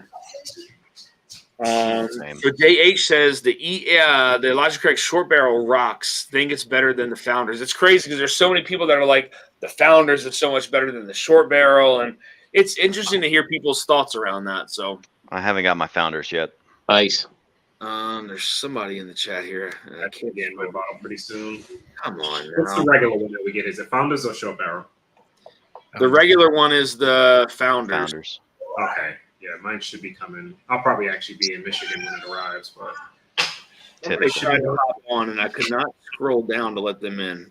But I don't see him. I don't see who it was now. That's interesting, Jay, because there's a lot of people who do think that the short barrel is better than the Founders pick. A lot of people think the Founders pick is better than the short barrel, but it's pretty. I mean, Justin Jenkins in house. Cheers, man. It's a pretty cool story behind the short barrel, though, because there was an unnamed distillery that wanted that short barrel. Distillery in Bardstown? No, they were part of the pick team. Okay. That I don't know who they were doing the pick for, but yeah, they were an owner of a distillery or whatever. That was on the pick team. Switch it up. They were battling between the Founders pick and the other barrel, though. Yeah. And then we got to taste. Well, we can say it now because who cares? Yeah. We got to taste the barrel that they picked the day before, and I think they messed up. Yeah. Whoops. nice. Yeah.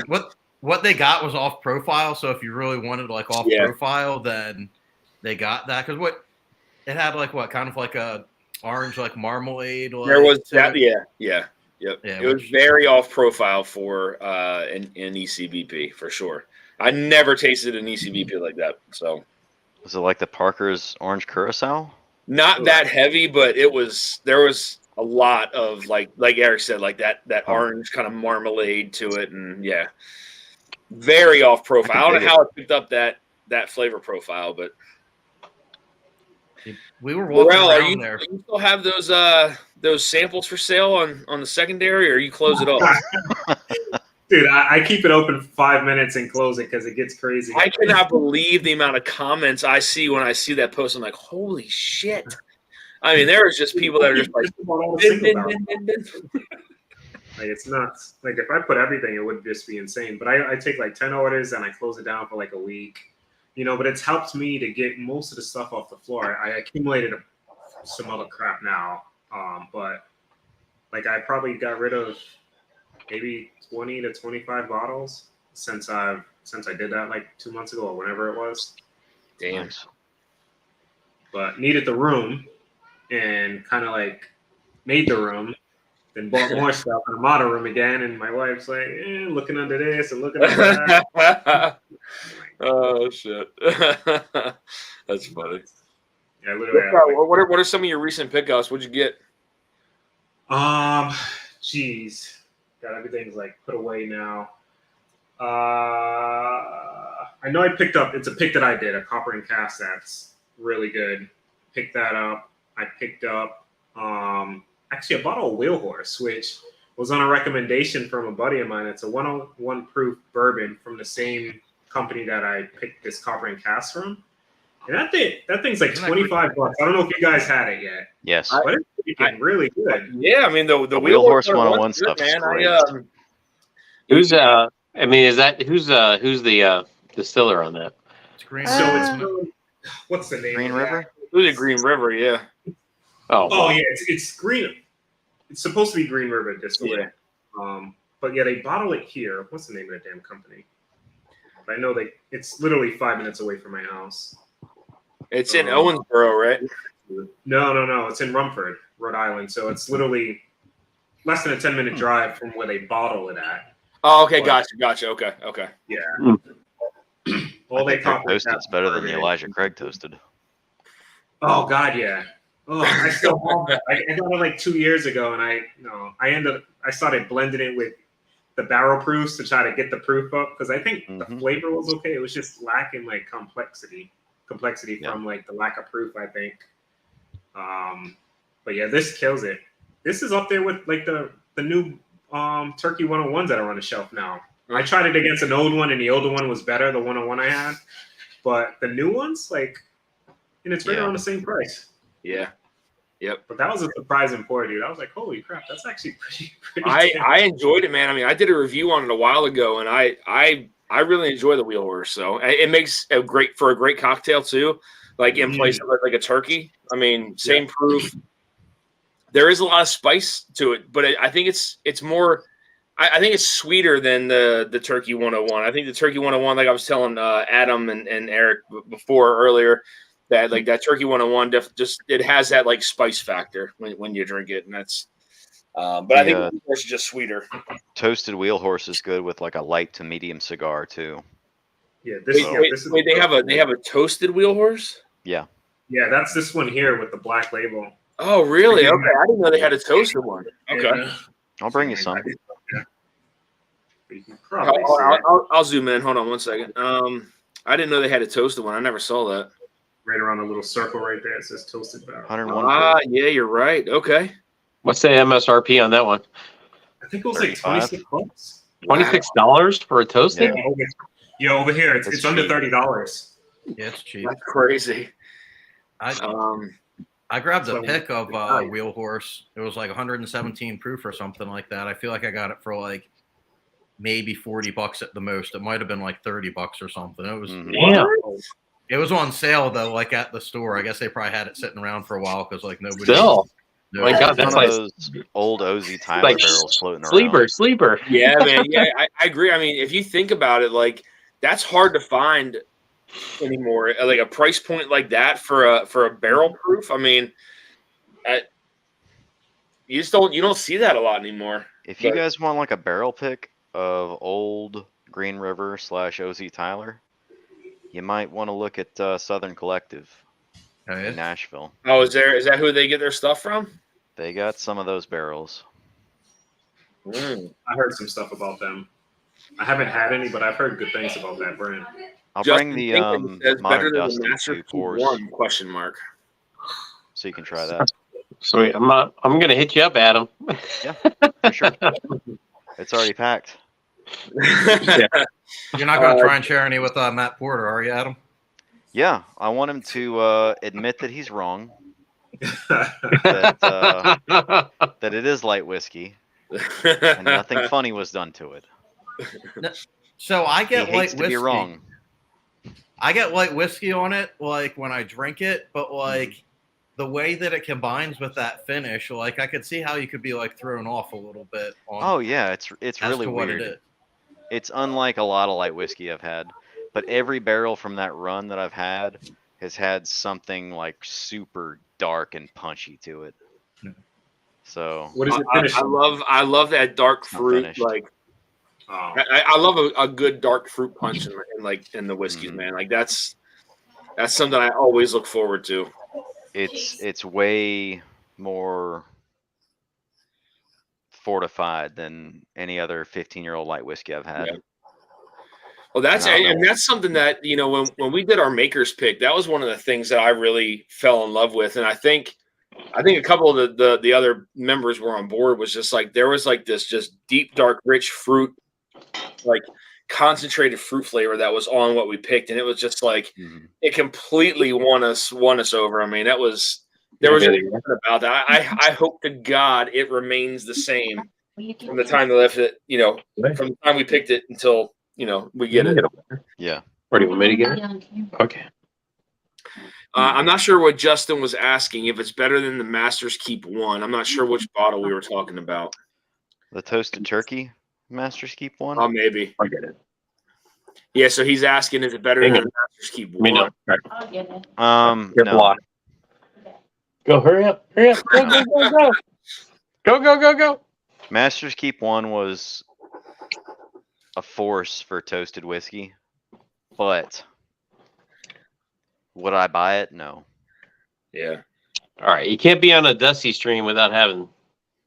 Nice. This is my second bottle. Those. Second and last, since they're no longer left. But I still got a pretty good amount.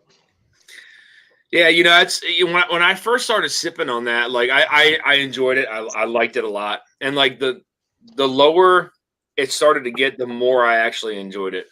I think it opened up a lot. I think it opens up very well with air. But I'm happy with it, man. That was a really cool first pick. So I am excited about Starlight again. I have no clue as to what we're gonna get, what we're gonna look at. So it's When are you going to be down there at Starlight?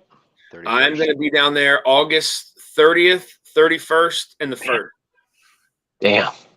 Yeah, we went when we went down to the IBN meetup last year.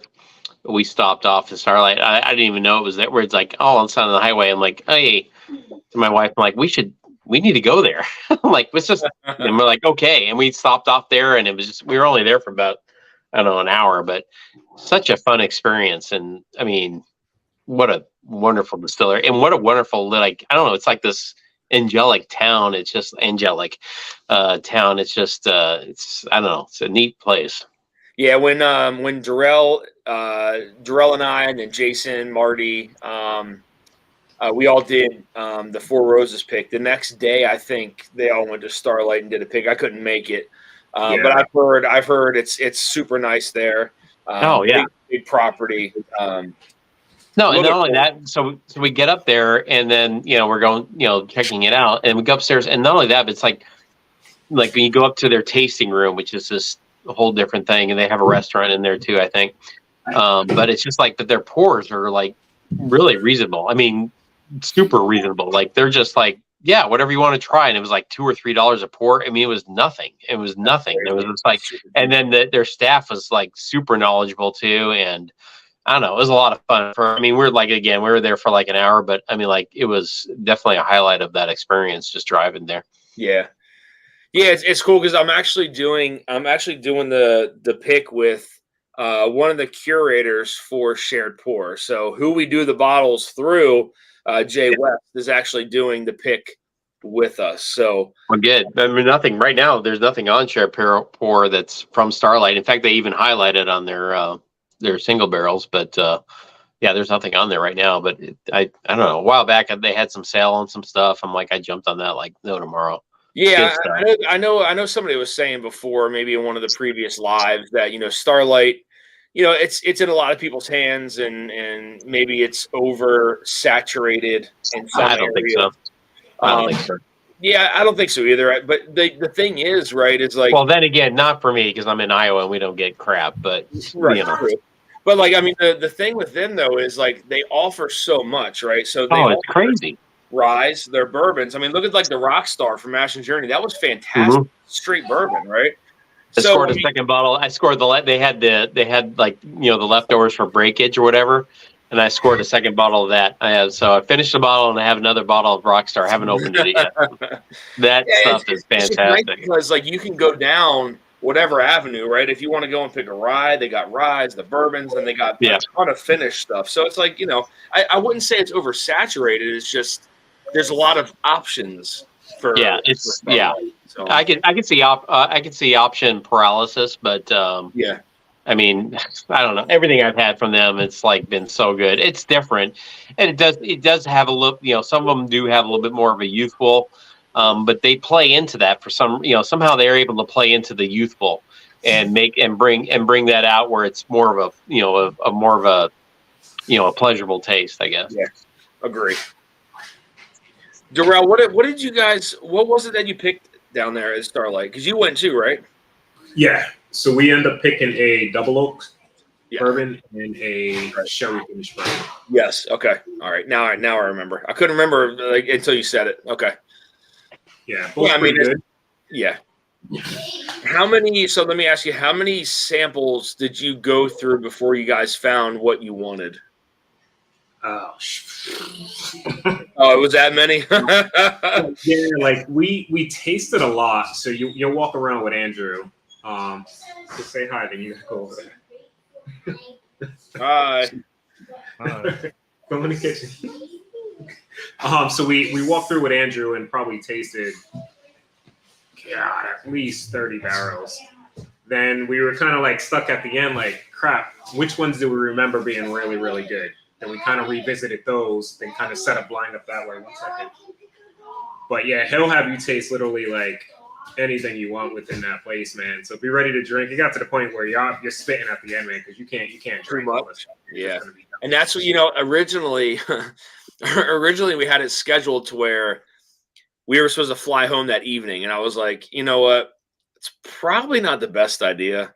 I don't want to be like shit-faced trying to get on an airplane. Like, it's just not. So yeah, we just got an extra night for and like an Airbnb, so that way we can just leave earlier that next morning. So I think as long as you're not the pilot, it's okay. Yeah, I mean it's just I don't like going through TSA and especially being at that point I probably still would have been shit faced after drinking all that whiskey. But well, all right. Well, maybe that that search might be more whatever. Dan, you got stopped going through TSA. We're coming home from Kentucky. I'm like, I walked through no problem, and I'm like, "There's Dan." Like, come here, sir. Looking at my damn earbuds. Like, come on, guys. Like, I had mine in my bag too. It's so funny, like that. That's what it was about. It's all just random, man. You're like, sir, that's not actually a hidden weapon. Sir, this is not an explosive. I promise you. I promise. It's just big. Yeah, it's just it's I mean, it is what it is, man. But I'm not. I just didn't want to roll through there like all hungover, and I just didn't want to I didn't want to ruin the experience of the pick because I don't know how long we were going to be there, and then having to get like an Uber or a cab from there back to Louisville where the airport is. I just didn't want to feel rushed. You know what I mean? Like I wanted to enjoy it, so that's why I think it was worth getting that extra night in and then just leaving in the morning. So, but definitely looking forward to it. You have a good time. When are you picking the Starlight? August 30th. I'm down there the 30th, 31st, and then September 1st. We leave. Gotcha. Yeah, it's going to be a fun one. Yeah, and Jason's going to be down there too the same day. Oh, really? I guess he's doing a Starlight pick 2 with someone. I don't know. Okay. But Maybe he's Sunday evening Scotch. the same exact day we were down there. From what I understand, like maybe an hour apart from our pick. So It's going to be a party. yeah, but maybe run into him there at some point. So That's pretty cool. yeah, that'll be fun. Man, I tell you what, this short barrel drinks way too easy. That's what I was going to say. I think it's actually getting better with like each pour. I agree. And that is an oily son of a bitch, man. I mean, that is like, that's got crazy oil to it, man. All right, I'm gonna bring the pours in the park. I'm gonna bring something for the bottle share, something local here. So hopefully it's a rye. Let me zoom in. Hold on 1 second. Let me see what that is. It's called Steeple, and it's from cast strength rye. Yeah, it's a store pick. I mean, it's from a local grocery here that's Fairway. So nice. Yeah, I haven't tried it yet, but we'll open up there. Hopefully, it should be good. It's from Lonely Oak Distillery. So what days is that? Fourth and fifth. August 4th and 5th. Yeah, this week. Oh, okay. This weekend. Right around the corner. Yeah. Damn. Yeah, Friday, and I know there's gonna be a lot of people there. I mean, there's been a lot of talk about people going to Pours in the Park. So yeah, last year it was a lot, and it's supposed to be a bit more this year. Does anybody have an idea of what the numbers are for the day of Pours of the Park? Not the VIP. 277. How many? You said what? 277. Oh wow. Okay. Yeah. Well, you said 70, so I'm like, there's no way. that's gonna and the tickets are still open, I think. I mean, for the regular. Yeah, I think they had just under left. 200 last year.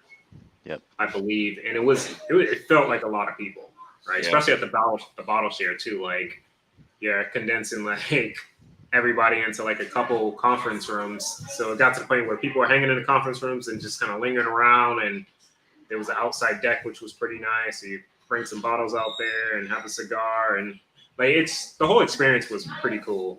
Yeah. Like, I'm curious how the VIP is going to be this year, because Pingree, like the pours over there were just so fantastic, right? And you're trying 15-year Pingree, 16-year Pingree, I think, versus a cigar bar.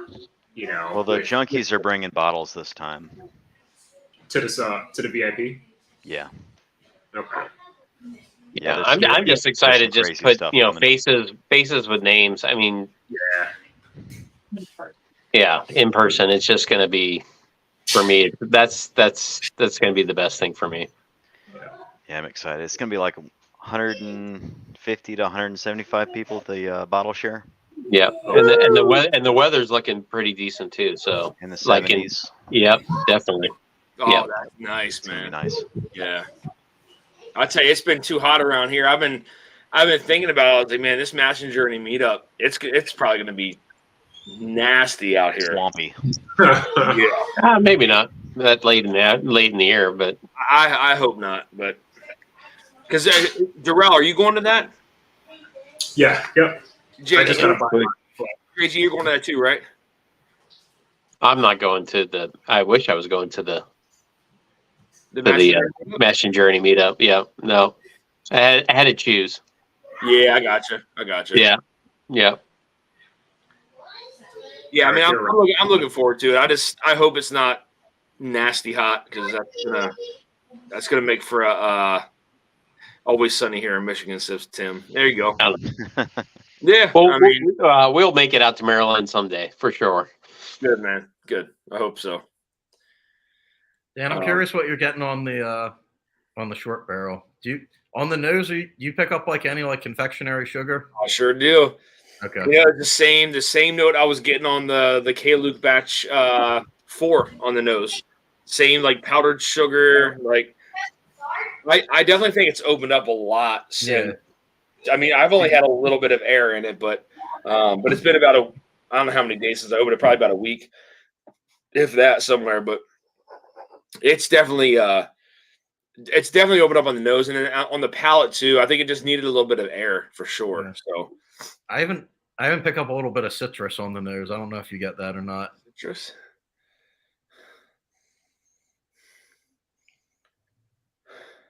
Like faint, like A little bit of lemon.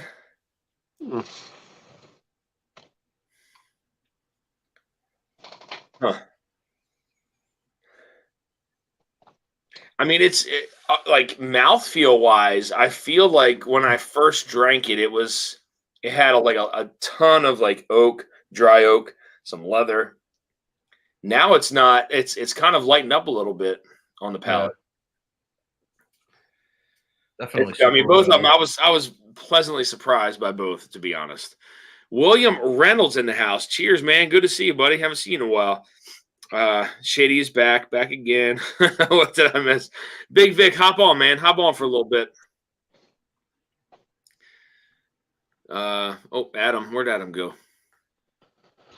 I'm around. I'm outside. I got you.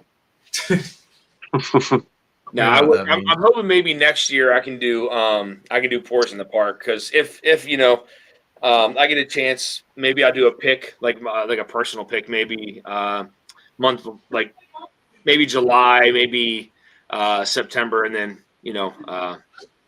maybe try to make it to Pours in the Park. That would be a lot of fun. I really wanted to go this year, but I took way too much time off in August. Like the second half, the second half of this month of August, I'm gone. So I'll probably be doing single barrels of Virtue by then. Yeah, they might be. Yep. I guess at that point they probably will. I mean, that'd be a lot of fun though. I'm looking forward to it. I told myself I want to make it to one at some point. I just couldn't do this year's, unfortunately. So, to me, the short barrel is oak and sugar, says JH. Yeah. Certainly a lot of sugar. Copper Wolf says, "Cheers, man. Cheers, buddy. Good to see you, man." What's up, Brian? Powdered sugar. Well, Dan, if you want to freeze your ass off, you should come to Des Moines Whiskey Fest, even though it was a total shit show last year. I love the cold, man. I love the cold. We can provide that here in Iowa for sure. I love the cold, man. Yes, we can freeze your ass off like more than you ever can believe in Maryland. I love it, man. I love it. But yeah, like last year, Shelters came out and Bourbon Wrench, for Gene Nassif obviously is here. This Cat's Eye Distillery. But hey, you know what? Come out. You got a place to stay here. It ain't fancy, but I'll put you up and make a good breakfast. Oh, no. So where when is that? Usually in I believe it's usually in November. Okay. But I don't know. I haven't heard this year. I don't know if they're changing it up, because last year was a complete shit show. It was they oversold the tickets. It was ridiculous. It was actually so stupid. Damn. But it was still fun because those guys were there. Yeah, that's. I mean, I would definitely be interested in that, man. I love the cold. Again, I've been skiing all over. So. Oh, I didn't know you were. I grew up skiing, so yeah. I'm originally from Colorado, so yeah. Yeah, man. I mean, I've been all up through Canada, from east to west, all over. Unfortunately, I grew up skiing. I learned how to ski when I was 3, but then the last time I was I was 21 was the last time I skied. But yeah, I used to ski all the time. Family had a condo in Frisco. It was ridiculous. Oh, nice. Yeah, but it's been a long time. But I think I probably could jump on some skis. But yeah. Yeah, my wife's like, no, you couldn't. You'd break your ass. Back on, and it kind of comes back to you. So. Wife's in the background, like, no, you'd die. That'd be a lot of fun, though, man. But I mean, seriously, if you want to save on cost, you can stay with me. You can stay here. We got plenty of room. I appreciate that. I love the cold too. Yeah, so. We are empty nesters. We have plenty of room. I appreciate that. I might take you up on that. Keep me posted on that because that's. I'll bring some bottles for us to enjoy. So I will. Once I know, I'll let you know. Appreciate that, man. Eric, I keep finding myself going back to this short barrel. I gotta stop. Yeah. I gotta stop. I gotta drink something else. It reminds me of some waffles that you put some powdered sugar on or something. That's what I'm saying. There's that confectionery sugar. Mm-hmm. I was getting the same thing on the K Luke on the nose. That sugary. Yeah. It's got like a buttery note too. How did one get the short barrel? I didn't even know about that. There's a drawing for it. Yeah. On one of the lives. No, on Patreon, you No, just had to say that you basically they put up a poll and you had to say poll. what bottle that you wanted, and then you got in the drawing, and then Pretty much everybody that put that they wanted it in the poll got one because there was enough. don't tell that to Bourbon. Yeah. Jarrell, I'll send really? you. Jarrell, I'll send you sample. Okay. Oh, that sucks, Are they man. sold out though now? I got to give him a sample of this too then. Yes. Yeah, I think everything's gone. So. Yeah. I'm still waiting on Somebody my, was saying, Converse. who was it? Ben? Was it somebody saying there was an open slot in Barrels for Hope in one of the main tiers? So I don't know if somebody hopped in there and got it or not, but again, if you do, I mean, there's you got access to some picks when they start dropping in. So yeah, Some good picks coming up. some really good picks coming up. You got Hard Truth coming up. You got Makers coming up. 4-gate. There's 4-gate. You got Middle Still West. Austin, Middle West Spirits. I'm drinking a Hard Truth single That's barrel just this year. That's just this year. Yeah, man. Crazy. I want to see if there's still an opening or It's something. still up there. I just checked. Oh, sorry, Is it Vic. still up? Rigged. Yeah, it's still up. Hashtag rigged. So, guys, if anybody's interested in hopping in that Barrels for Hope main thing, it's open. So, Daryl Pressler, what's going on, man? What's the consensus on the 2023 High West Boo Rye? I did not know they had a new Boo Rye. Yeah, I've heard it's a really distillery. good. Yeah, I think so. Okay, interesting. Adam, not everyone. I didn't. What is that? Actually, Worst luck. I think that's where might be a High West. Norseman's Only Drams. What's going on, man? Good to see you. It says Skull Heathens. Oh. So High West. So is that their own stuff or is that sourced? I don't know on that. It's that you've never, what the bottle is, though? It's like that, like Jackalope, like It's that the original rabbit with, Boo like, Rye, the antlers. not Son of Boo Rye. Oh, the original Boo Rye. The junkies have a review of it. Okay. They loved it. All right. Spoiler alert. All right, I might have to. I don't know. I'll be on the lookout for it. See, like something like that, I never see around here. So I'd have to resort to secondary for something like that. But That's probably the only High West bottle I would buy right now. just that one. Yep. Yeah, I mean, I have the Yippee Ki-Yay, and I'm not a fan of it. I'm sorry, but Batch Really? 10 of the Midwinter Nights Drams sucked. I have batch 9. Act 9 9 was good. 5. 9 was good. 8 was great.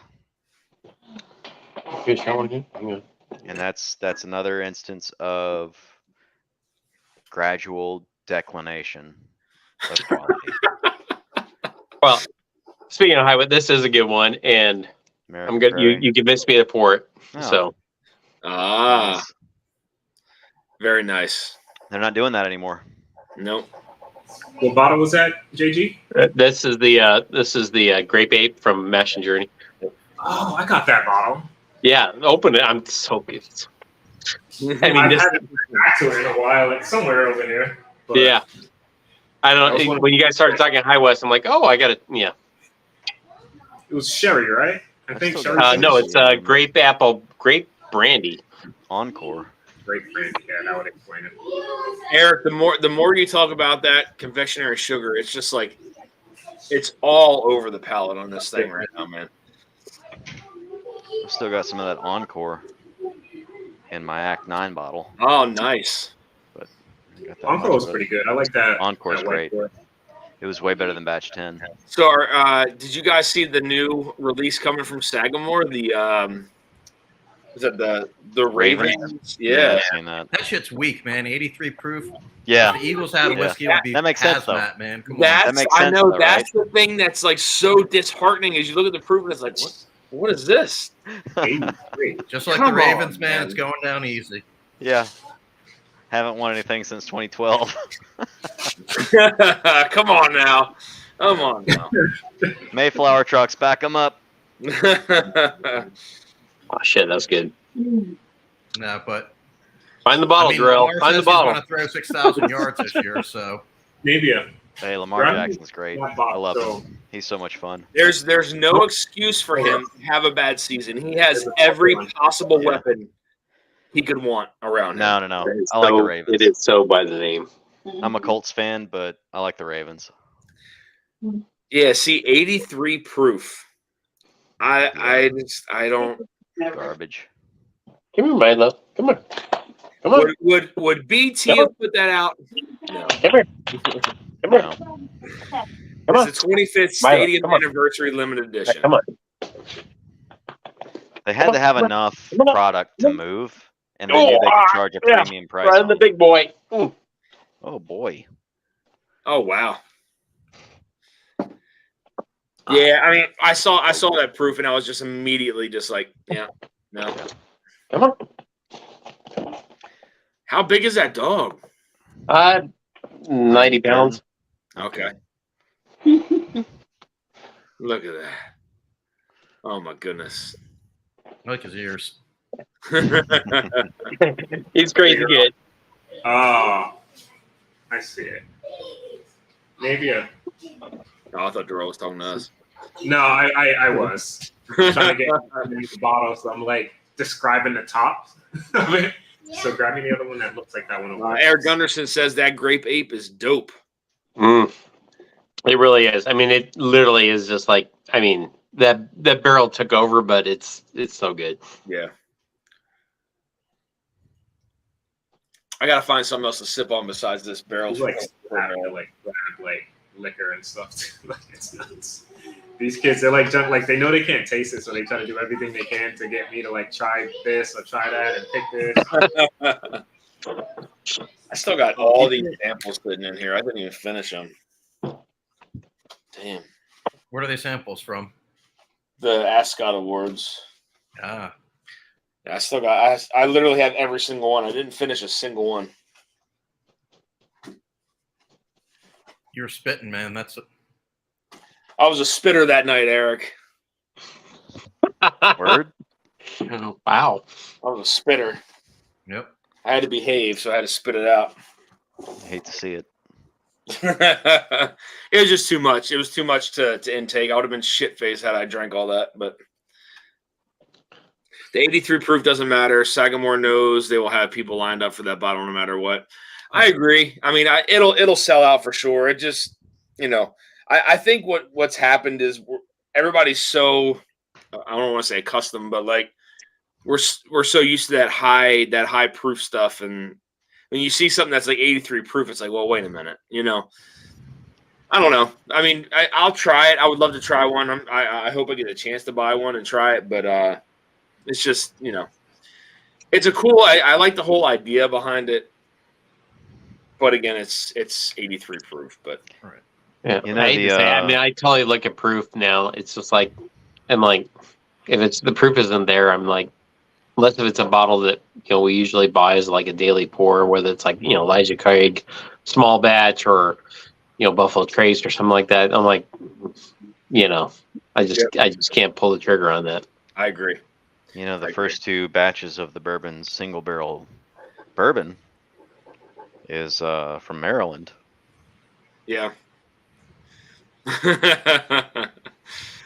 Y'all. Eric Gunderson says, Interesting. Shauna, Richie Z, raising my glass to you guys. Yeah, again, Richie Z, happy birthday, buddy. I know I've told you 3 times, but happy birthday, man. Cheers, buddy. Cheers, Richie. Cheers. No doubt. Cheers. Darrell, man, your guys' channel is crushing it right now. I wouldn't say crushing. Oh, you guys are crushing it, man. You guys are putting out some awesome content. Yeah, Mhm. for sure. Agreed. Yeah. If we were like, the only reason we're able to put out this much is because we're not editing. Dude, one takes everybody, man, because the editing just takes so much time. Yeah. So we try to be as seamless as we can, through the videos. Like, they're not great by any means, but it's getting the point across, right? Like we don't got that crazy production. I wish we did or could, but it's just I barely have the time to do all that as it is. You know what I mean? Yeah. But it's fun. You know, we're not out here. I mean, look at who you guys have had on the channel. Like, that's awesome, man. That's the fun part. Yeah. You know, and we were doing stuff kind of like that prior, you know. But like that's what we did it for. We're like, we just want to collaborate with people, bring people on the channel, you know, put some original content out too. But like for us, it was always just collaborations between each other. Yeah. You know, and that's how we all combined into the one. And we're like, hey, let's just bring this person on and do this and play this game or send up like we just try to keep it fresh and interesting. Yeah, it's a lot of fun. Like JH said, the Mario stream was great. That was a lot of fun. Yo, man, I lost. Had my balloons, man. I thought I was gonna do all right. You know, a couple surprise pours from Jeff. I should have known. So Daryl Pessler says, True Candy Pour says, Adivco whiskey, Aditivo whiskey, 80 proof Mexican whiskey. Don't knock it till you try it. Okay. I had one, and the one that I have to knock it. Like it's weird. Dude, That's the same bottle as the Derringer, right? The weird like twisted bottle with the gun in the top. I had a sample of it, so I don't know what the original bottle looked like, but it was different. Mm-hmm. Like I wouldn't say it was bad, but not to the point where for that specific pick, I think it was for $120. Yeah, it was odd, that one, but I can't speak on all of them. Dan the Big Vic pick was helped by me, Both About Bourbon, Whiskey Fancies, Bad Axe Bourbon, Ed Williams, and a few more people. Vic can tell you about it. Nice. So that's the which Filmland, I think it's called, or California Dramin. I think that was the pick. California Dramin. What is that? If Vic's still in there, you can say. I want to say it's called Filmland, but it's like a 5.5 or a 5-year MGP. Yeah, Justin's had those, right? Huh. I didn't. It's a really pretty bottle. Yeah, I mean, Richie posted the link up here, underneath here. That's the link. Whoops. That's the link for anybody who. I don't remember seeing that pick. I know the last pick that Vic had was that single malt. Yeah. This is like pre-sale right now. I think it's like 15%. Gotcha. Okay. Who was the questionable ball guy in the bottom corner? Who said that? Jerry. Oh, yeah, it's only because Jerry's like in Iowa too. Oh, is Jerry? How far away is he from you? Like 10 minutes. He's been over. Really? Yeah. We've hung out. We gotta have him over here again soon. But Jerry's been over to the house. Yeah. Yeah. He says Filmland Spirits. Yep. Okay. Really pretty bottles. Yeah, the last time we had Jerry over at the house, we had some other friends of ours, and ends up that our one friend and him were in the Airborne at the same time, at the 82nd Airborne at the same time. It was kind of cool. Nice. Very nice. Richie Z says it's an MGP barrel, just like Darrell said. Marty. Which is at 5.5 years. Whiskey knows. What's up, Marty? Cheers, man. Good to see you, bud. If you want to hop on. You're more than welcome. I can't go crazy, man. I got to go hiking tomorrow morning, so it's yeah. Well, this is the way you sweat it out. Yeah. Big Vic says it's a 5.5 year MGP. Yes, filmed on 116 proof. Source whiskey. They're only in California and Kentucky. Okay. Big Vic, is that bottle only available for pickup from that store, or do they ship? I saw it at SoCal Wine and Spirits, says Daryl. Yeah, that's really the store that they carry that at Justin's House of Bourbon. Which one? The just the regular Filmlands. Okay. Yeah, and we saw that while we were there. It's the one that has all like the old like cartoon, like kind of like movie characters on the bottle and stuff. And okay. The film noir kind of movie posters. Gotcha. Okay. I know what you're talking about now. This High West, it's a lot sweeter than I remember. Yeah, it is. I mean, it's like, I mean, it is exactly what it is. It's great for sure. Like the first time I had it, I thought it was like a super high rye concentration because I got a lot more proof than like 101 or whatever it is. But now it's just drinking not even that. Like it's drinking No, under. it's like drinking grape Kool-Aid. Got there, Dan. This is good. This is the Austin Nancy's pick from March. Okay. So you're just not really pouring anything good tonight, then, Dan. Got it. Nothing. Oh, nothing Jesus. good. Nothing good tonight. When does he drink anything good? Come on. Oh man. I got to figure out. I got to get that room finished so I can get these. I have bottles all over the place. Like my grandmother, if she was still alive, she would kill me to have anything on this piano right now. I'm serious, man. Like June. no joke. Like I'd be done. But I can't even tell you how many bottles are sitting on the piano right now. But it's too many. That'll be nice. So I mean, so this other place that you had, I mean, that it's your grandparents' house and so I'm like, what is it, like a brownstone or what is it? What do you mean? Like Is it like a standalone house or I mean? Yeah. It's a standalone house. Sits on a nice piece of property, but it's across from a not so good neighborhood. Yeah.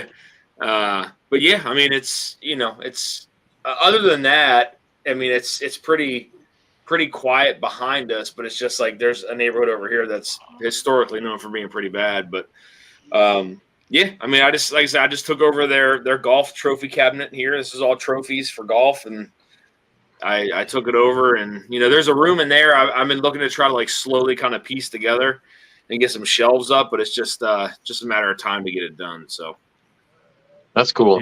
So I mean, so like, is your grandpa still alive, or is it just? No. I mean, no. No. My mom owns the house, and they live in their own house. So I mean, the house is already paid for. It's just really paying for BG&E and the maintenance. So I'll come here and do whatever, like grass or. That's cool.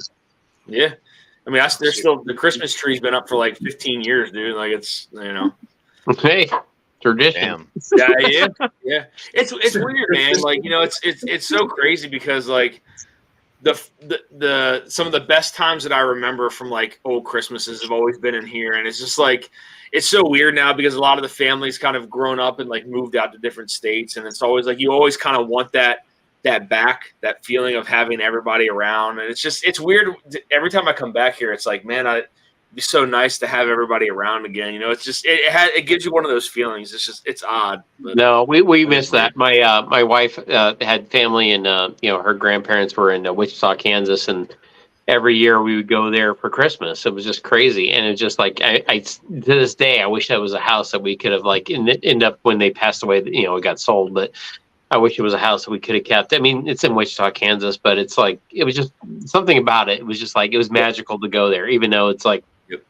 It's Wichita, Kansas. Yeah, I agree. I was younger. I grew up in this house, and then my mom and then her husband moved out with me, and then they separated, and then my mom remarried and all that kind of stuff, yada yada yada. But like, we always had the family and stuff over here. All my cousins and stuff, and then they all kind of went to North Carolina and Georgia and then Louisiana. So it's just not the same anymore. It's just I totally know what you're feeling. I absolutely, it's the same thing that we had. I totally understand. Yep.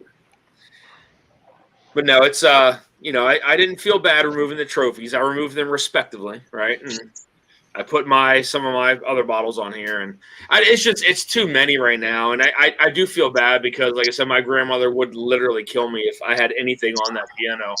And but it's just a matter of getting that stuff out of that room and then finding someone who can build the shelves and stuff like that. Because I want to make sure that they're secure and all that. So, I don't know. Hopefully next year it'll be done. It's just kind of slowly kind of piecing together. So, what kind of shelves do you need? Just something, like you typically see. I mean, just the ones that have kind of like the pipe kind of running up, and then something that's sturdy, sturdy that can hold some weight is really the biggest thing. So, But yeah, I mean, that's, I know a couple contractors that could do it, and I'd love to do it myself, but I'm not handy in that kind of sense. Like I don't do building and stuff like that. So I can survive out in the forest and whatnot, but like as far as building shelves, not my thing. Fine carpentry. Yeah, if that's what you want to call it, that's a good word for it. Can't do any of that. So I do some of that.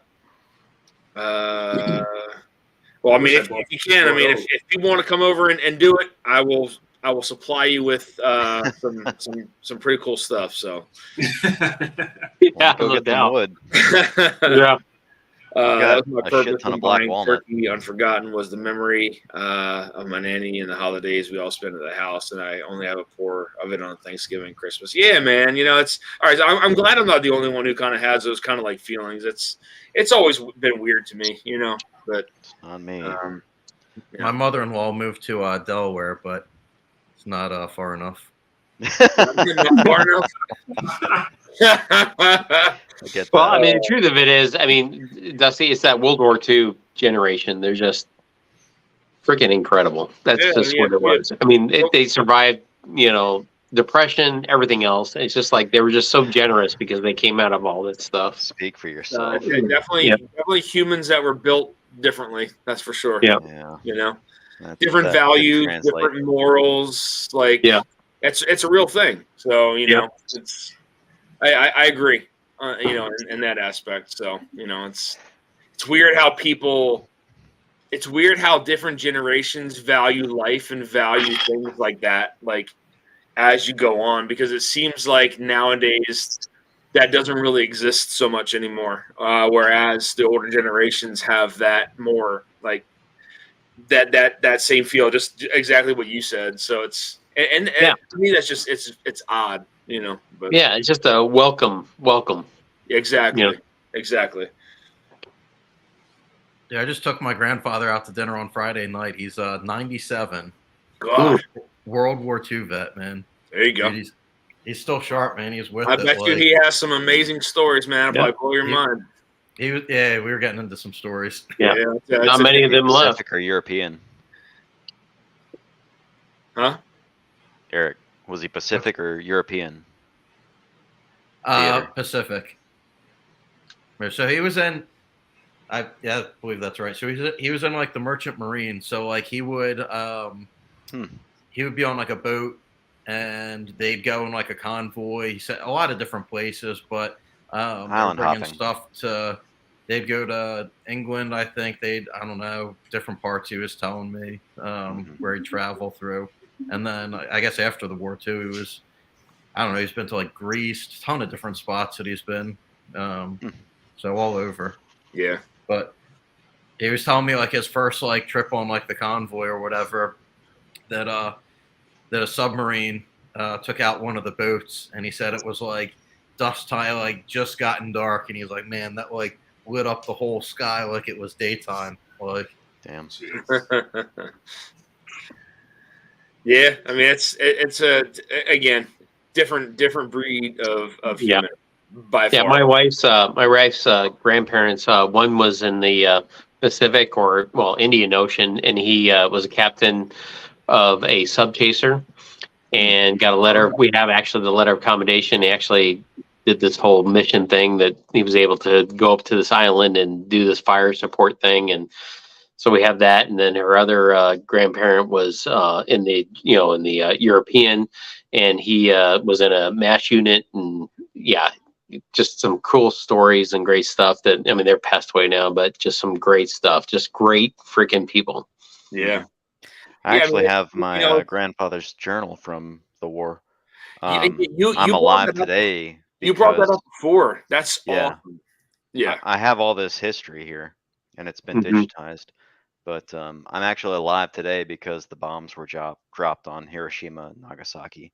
And it's kind of surreal seeing like Oppenheimer come out and be this massive movie. And there was this massive loss of civilian life because of that. But 100% believe that I am alive today because of that. Oh, my grandfather was I would agree. And he had not consummated his marriage with my grandmother to create my father before then. Yeah. So, I mean, wouldn't be here without that. Yep. So there's this weird like guilt associated with that. Yeah. Yeah. You would say Crazy stuff. Yeah. Guilt / what word could you say? I don't know what kind of word I'm looking for, but like it's awareness of the sins of previous generations. Exactly. Okay. Yeah. Exactly. Yeah. Well, there's one thing for sure, Adam. I'm jealous of your hairline. Oh, thank you. It's a burden too. Generation of backbone and hard asses and salted to the earth, honored to be raised by them. Absolutely, man. Yeah. You talk about people with some brass balls, man. Like, there's not. You go back in generations. That's what it's all about. So, I mean, those guys and women too. I mean, went through some crazy shit, man. Like seriously crazy shit. I mean, look at all the nurses at like Pearl Harbor and stuff like that. Like what they went through. Mhm. Can you imagine like what seeing shit like that? No, that's yeah. Yep. Whoops. Here we go. Hello again, Whiskey Friends on YouTube. There you go, Darrell. Nice. Hey, thanks, Richie. Sub to that, guys. If you haven't, I'm pretty sure everyone in this chat is subbed to Hello Again, Whiskey Friends. Amazing content, amazing people. Three of the best human beings alive. See you in a few days. Also, Big Vic's going too. Yeah, Vic's going to be at Forest. What? Yep.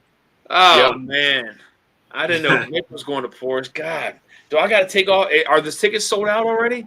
No, not for the regular. I think are, but the actual event in the bottle shares and all that now.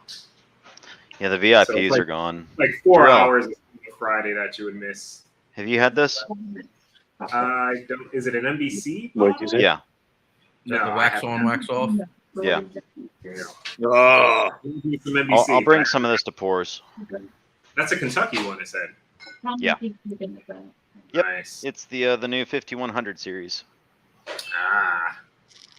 Damn, make it happen. 5-1. Yeah, that'd be awesome, 1-5, 5-1, 1-5, I've 5-5, taken all the 1-1. after months of August already. 5s and 1s are, magical at NBC. Bring Eric, the laptop. Adam, you got to spill the beans about what this thing is with NBC. What's going on? There's some really special stuff down there. Do we have to go offline to talk about it? Yeah. All right. All right. I have Darrell's shirt headed my way soon. The series I was told not to buy because they didn't believe. They were the That was same. from me. He's taking a shot at me, Dan. But Ben, I will pay you for those Lauren stashes if you don't want them. He has them? I will He pay enjoyed you them, whatever but you not paid for as them, much as we did. I thought that regardless of fill level, since you don't like them. Well, yeah, I don't have any of them, so I waited too long. I learned my Suddenly a lesson bidding about war. not doing that. So and plus, I gotta say, Ben, that information wasn't available at the time that we were talking. By the way, you can't fast forward till like 2 weeks into the future when the All information. right, fellas, I'm gonna sign off. It's gonna be great See you soon, seeing Jay. anybody that's gonna be at Pours in the Park. I'm totally looking forward to it. Cheers, I mean, buddy. I'm ridiculously looking forward to it.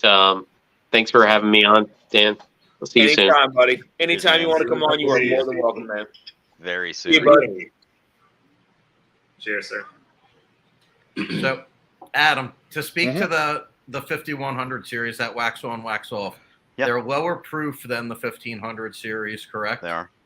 And they have like you said they have, maybe it was you or somebody else, a little bit of a different profile. Didn't you say they were like kind of like smoky or like savory or something? Like, That was me. okay, It's Are we thinking the same distillery as the 1500s? correct. yeah. Okay. I think something has happened to that barrel, possibly. Maybe it was a toasted Kelvin barrel Okay, that they were rebarreled in. interesting. So it might be a toasted 1500 series. It's a different profile, and it's not necessarily something that I will always go towards. One of those wax on, wax offs is definitely far and away better than the other one, to me. And that's the one I'm bringing to pours. So, okay. I thought the single barrel was called wax on, wax off. Is it like There's two of them. There's two bottles. It's 5101 and 5102.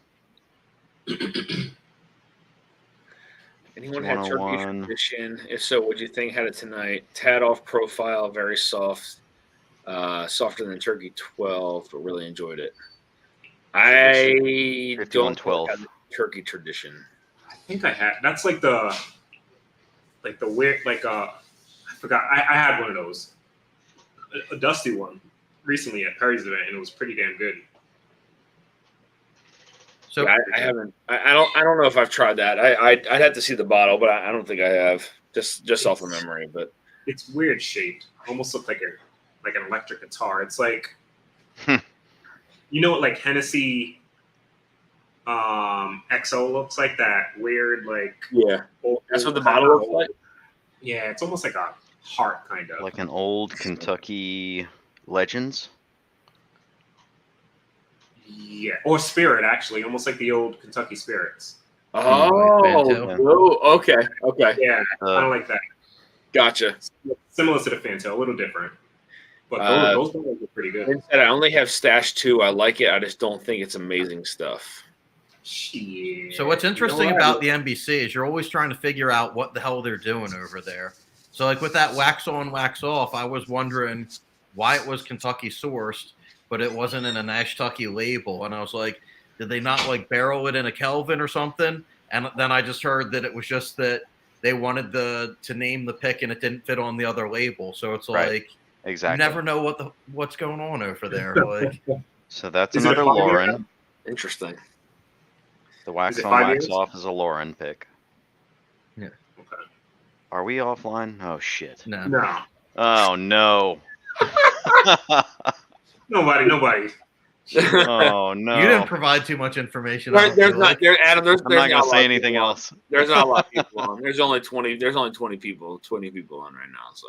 All right. Well, I mean, I have access to information that I don't want to lose. Yeah, the other information we'll take when we're offline, but right. 14-year copper bottom and copper cork. What was that? Japanese release. What is? I don't know. I never heard of that. He was with Kelsey and a few others. They were drinking a bunch of turkey today. Okay. Do love turkey. Oh, I was drinking that Mash and Journey pick earlier. The Where's Jimmy? God, it's so good. I missed out on all of those.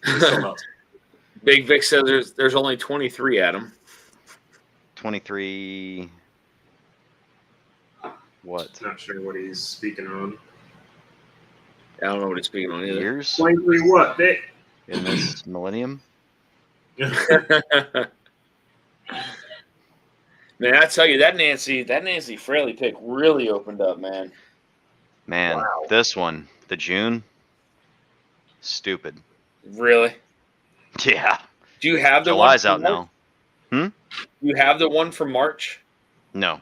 I will have the June. I only have this August. because of the Turks. Yeah. They were down there. Is that the most recent one, Adam? Because they got July's the most recent. This is the one one previous to that one. Oh, he said 23 people in the chat. Oh, gotcha. Yeah, I mean, I know Nancy's tasting notes were interesting on this, but like, I don't get the butternut squash on here. Like, I don't get that, or I don't get the sage ravioli and butter either. Like, I don't think anybody's ever gotten butternut squash on a whiskey except for Nancy Fraley. Like, yeah, I'm getting tons of honey. She's butter. on a different level. She is definitely on a different level. Poached pears and ruby port with blue cheese. Blue cheese. Those are crazy notes. Like, Oh, I see where she's going with that. On the nose, really? Yeah. Blackberry pancakes, maple syrup, Jamaican allspice. So now you're muffins. with me here. I'm like, wait a second. His is the different ham one. on rye bread with butter, smoked Gouda, allspice on candied orange peels.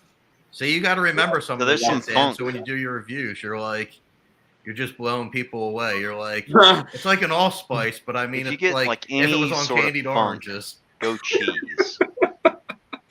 Smoked Gouda. Dude, I use smoked Gouda in my baked mac and cheese. It's so good. Dude, Gouda is my favorite cheese. I will say that by far. Bar I don't none. get the Jamaican allspice on this though. And this is a guy that's eaten a shit ton of Jamaican food. I eat too much. Norseman says, send a pic, Darrell. This is super Oh, sweet. the bottle? I probably have a pic. He said he sent one. Oh wait, he sent one, or he told me to send one. He said he sent one. I can see I can see the candied orange peels, but I don't get the fig jam on rye bread with butter. I don't, or the smoked Gouda. I don't get that on here. I don't get smoke at all on it. So it's huckleberry cobbler, vanilla bean ice cream, black currant liquor, blueberry cheesecake, mocha hazelnut tort, brown baking spices on the palate. Oh my god! Get it. Hey, look, it's if Nancy's saying that's on there, I mean that's on there. That's what she does for her profession. So that's Copper Wolf Blackberry says, love Gouda. Yeah, I mean, yeah, blackberry cobbler I could get, but it's not huckleberry.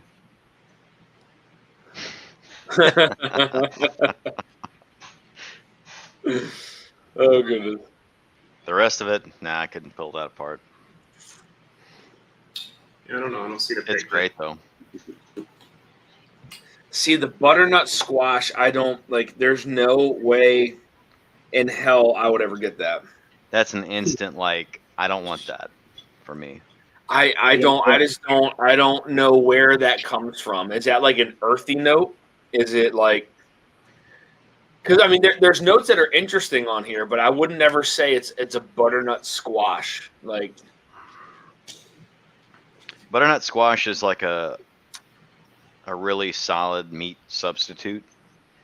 So I have like a really bad history with it because I used to date a vegan, and she would prepare that instead of like spaghetti with meat sauce. Oh, dude, spaghetti is one of my favorite foods ever. Period. Ever. I'm a pasta Yeah, guy. but man, Dude, Italian, I can eat. Irish. I can eat so much pasta. It's ridiculous, man. It's Yeah. so bad. I love pasta. Pasta is one of my favorite foods ever. Period. So there's a really good new like Italian pastaria here in Nashville. Just opened up. It's one of my favorite chefs. It's called Iggy's. Iggy's. Iggy's. It's in Wedgwood, Houston, in Nashville. Really great venue. It's kind of loud because they don't have a ceiling. It's like a vaulted ceiling. It's unfinished. They're going for that like hipster vibe.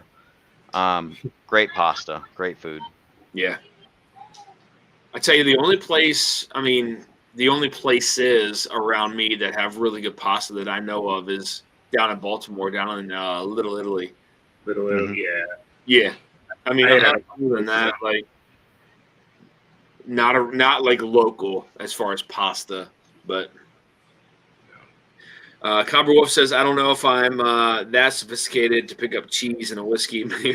Maybe some funk, but not that. Yeah, Funk. I can't. Exactly. I can't get the cheese, man. If Like, you can associate funk with cheese and like throw that in your tasting notes, you're gonna make $1 million. I'm just over here to pick up the regular notes, man.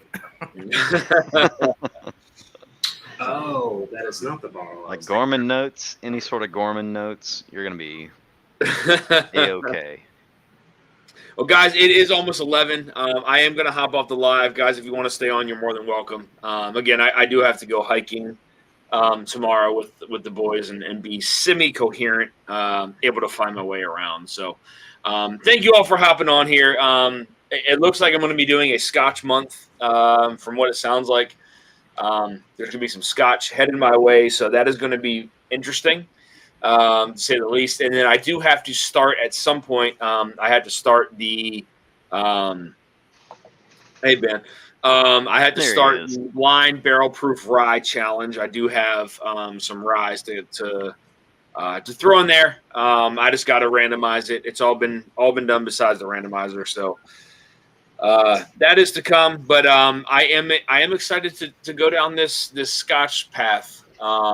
Not really knowing what to expect, but I hope what I get out of it is a newfound love for Scotch. Maybe we'll see.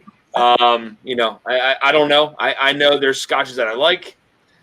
I'm sure I'm going to taste Scotches I don't like, but I think all in all, I think it'll turn out to be a good thing. So thank you all for hopping on here tonight, guys. Much appreciated. And I will be getting, for those of you who won samples on the last stream before that, I do have the majority of them bottled up, ready to go out tomorrow after my hike.